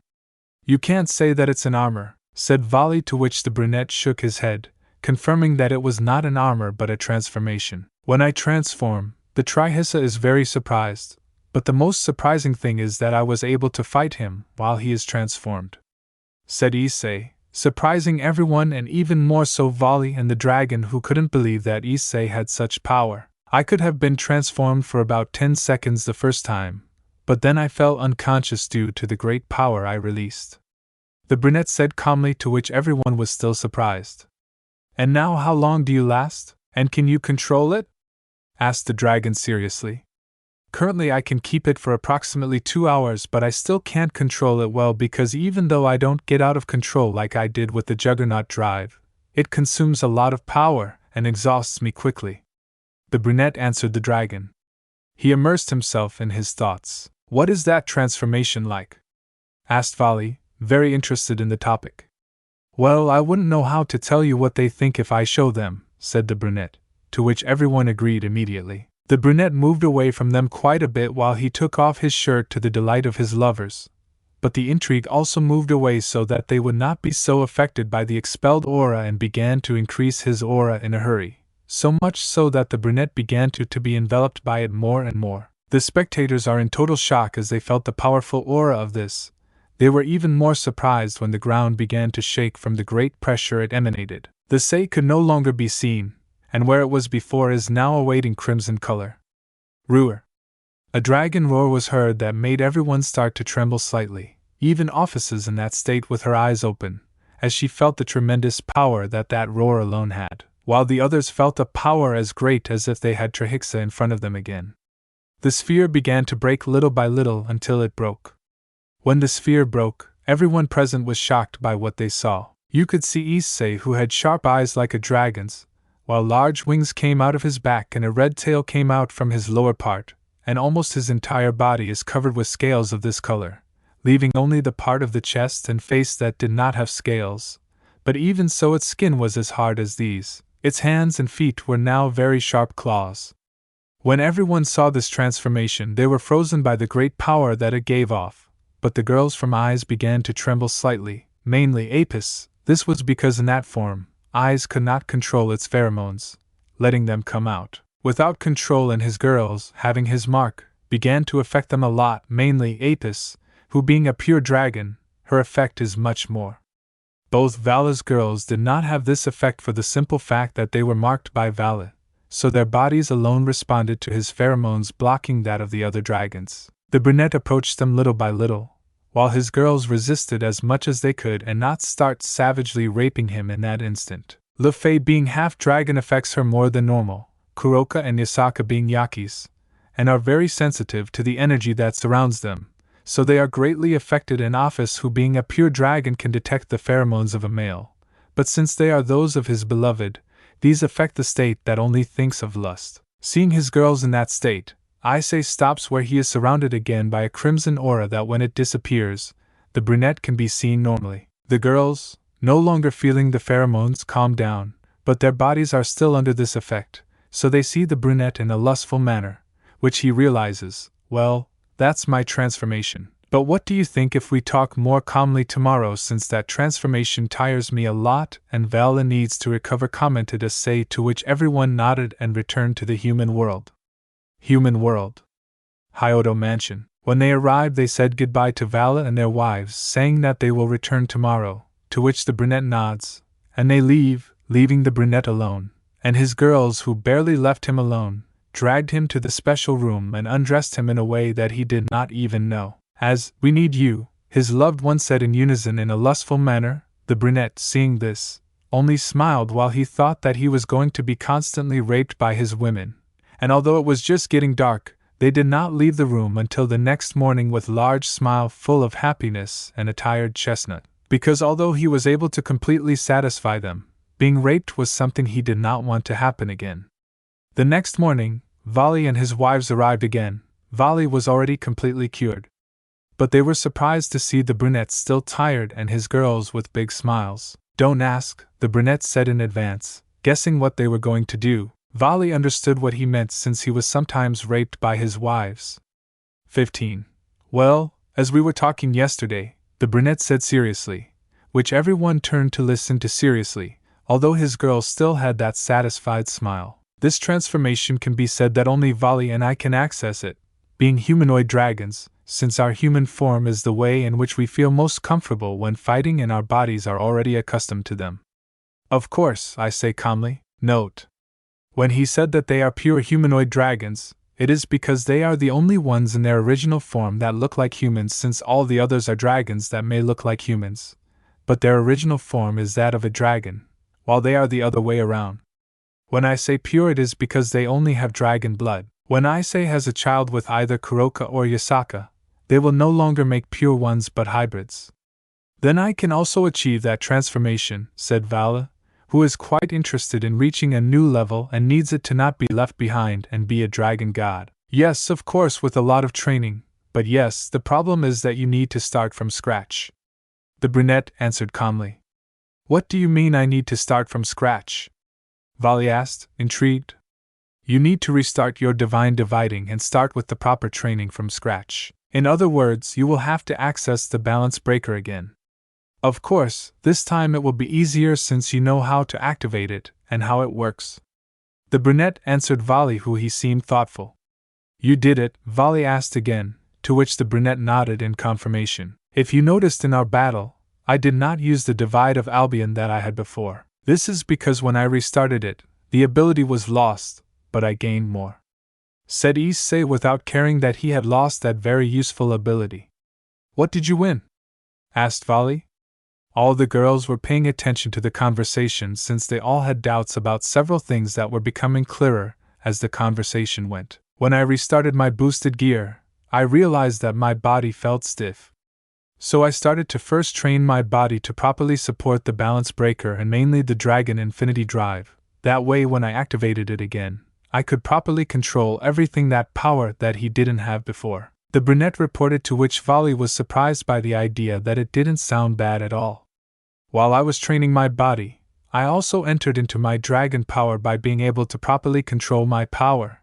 It grew enormously, giving me extra strength and agility, said the brunette, to which Vala now understood why he was so agile and strong. About the way to transform into a dragon, that was difficult for me since the power can drive you crazy when being that way. Therefore, I had to train it little by little. First, I suppressed all my power, then I released it little by little. It took me a long time, but in the end I did it, said the brunette, to which Vali understood that now this transformation is impossible for him since he cannot even properly control his Lucifer Drive dragon. And about the last transformation? Asked Vali. He knew that this was already impossible, and in a long time he will not be able to access it, but at least he wanted a little information about it to motivate himself since that was his goal.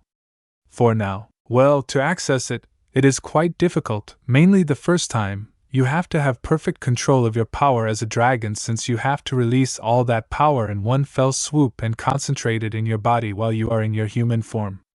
The brunette said quite seriously, on how to control it. I am using the same form as when I became a dragon for the first time, but this time it is more difficult since if your body cannot withstand the load of power, you collapse. Therefore, there is only a certain time limit when it is used, and as I gradually release its power, my body is going to get used to that overload, explained the brunette, to which everyone was surprised by how difficult that transformation was, while Vali was very excited, but calmed down and calmed down. I mentalized to go little by little. Brig, and I named him Dragon Force since he dragonifies my entire body, but lets me continue in my human form, said the brown-haired man, to which Vali liked the name. By the way, I have an underground training field that has different seals to withstand great power whenever you want. You can come and use it.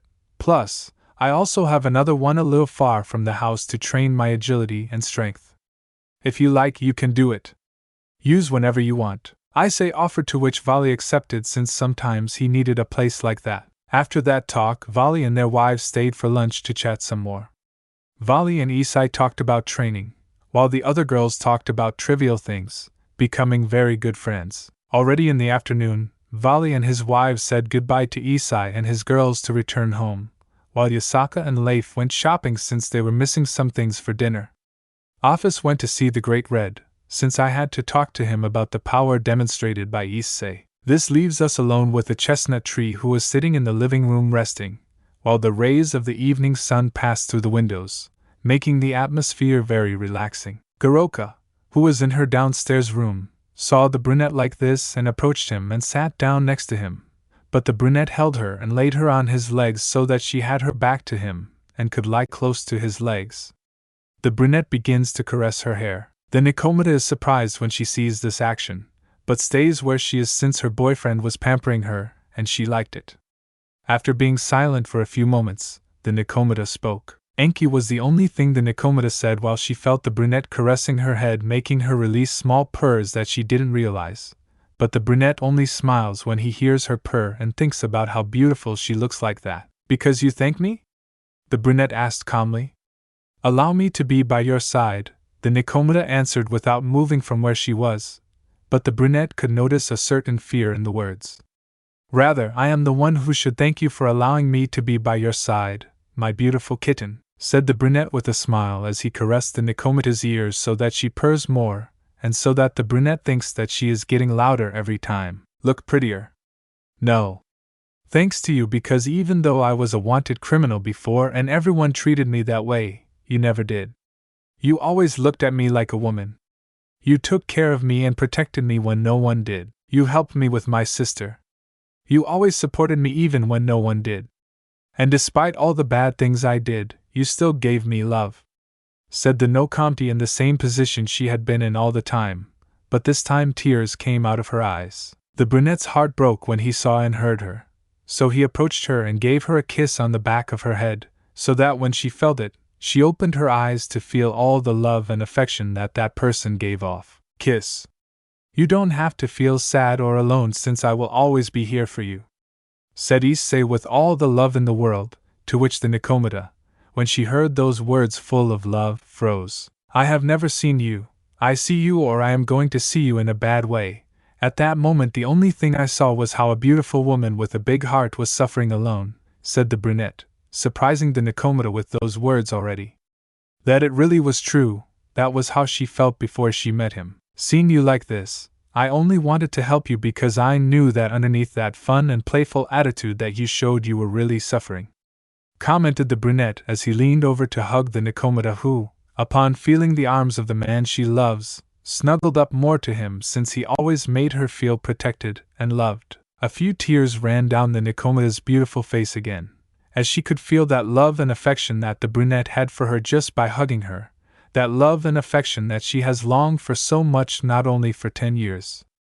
Not that love and affection that she has longed to feel all her life. Now that I am here, you will never suffer again, since I will always protect you and take care of you, since you are my beautiful kitten, Issei said to the Nikomata, which caused her to snuggle closer to him while she let out more tears, but this time of happiness at feeling loved and protected by someone. The Nikomata began to fall asleep when she felt the brunette's caresses.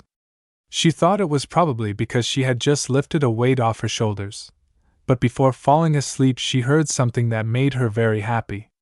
You are and will always be my beautiful kitten, which I love and will always love, said the brown one while caressing the Nikomata, who had fallen asleep.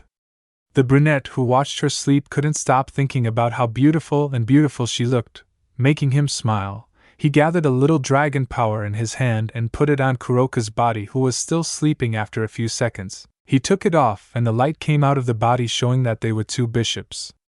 Issei held them and looked at the fact that they were all cracked and very worn.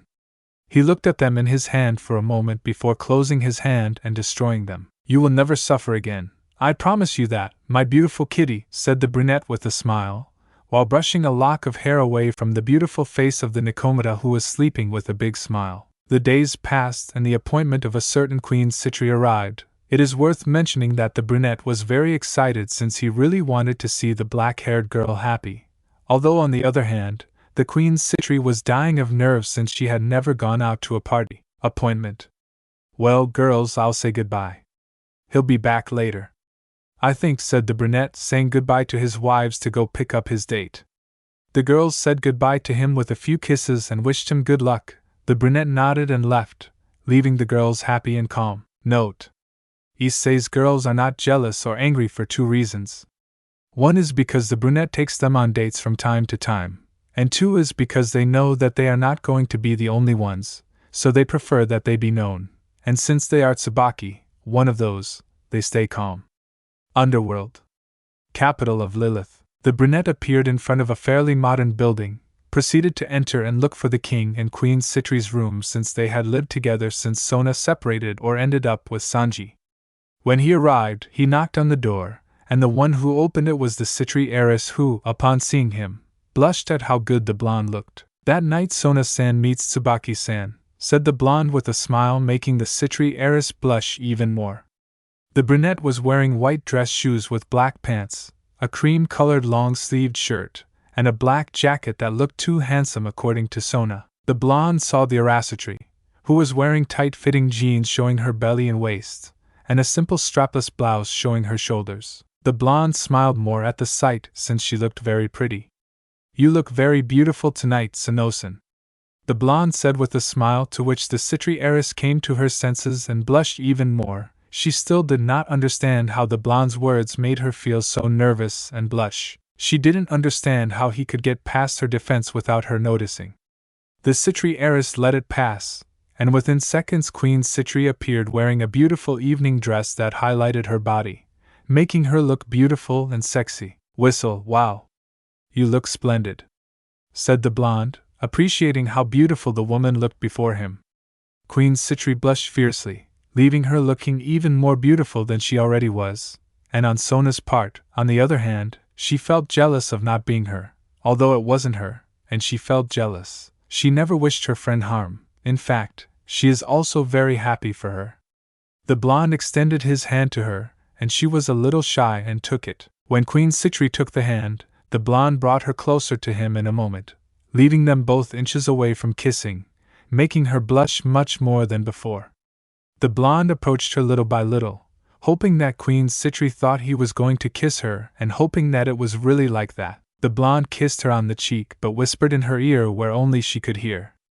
"I hope you don't mind, but today I'm determined to try those beautiful lips of yours," the blonde whispered to Queen Citri, who blushed even more for what was said and hoping that moment would come as soon as possible. "Well, Sona-san, we're leaving," said the blonde, who held Queen Citri by the waist with one hand and the other held her hand. The Citri heiress dismissed them with a smile, leaving Sona to immerse herself in her thoughts, and having a slight thought of later asking the blonde to take her on a date.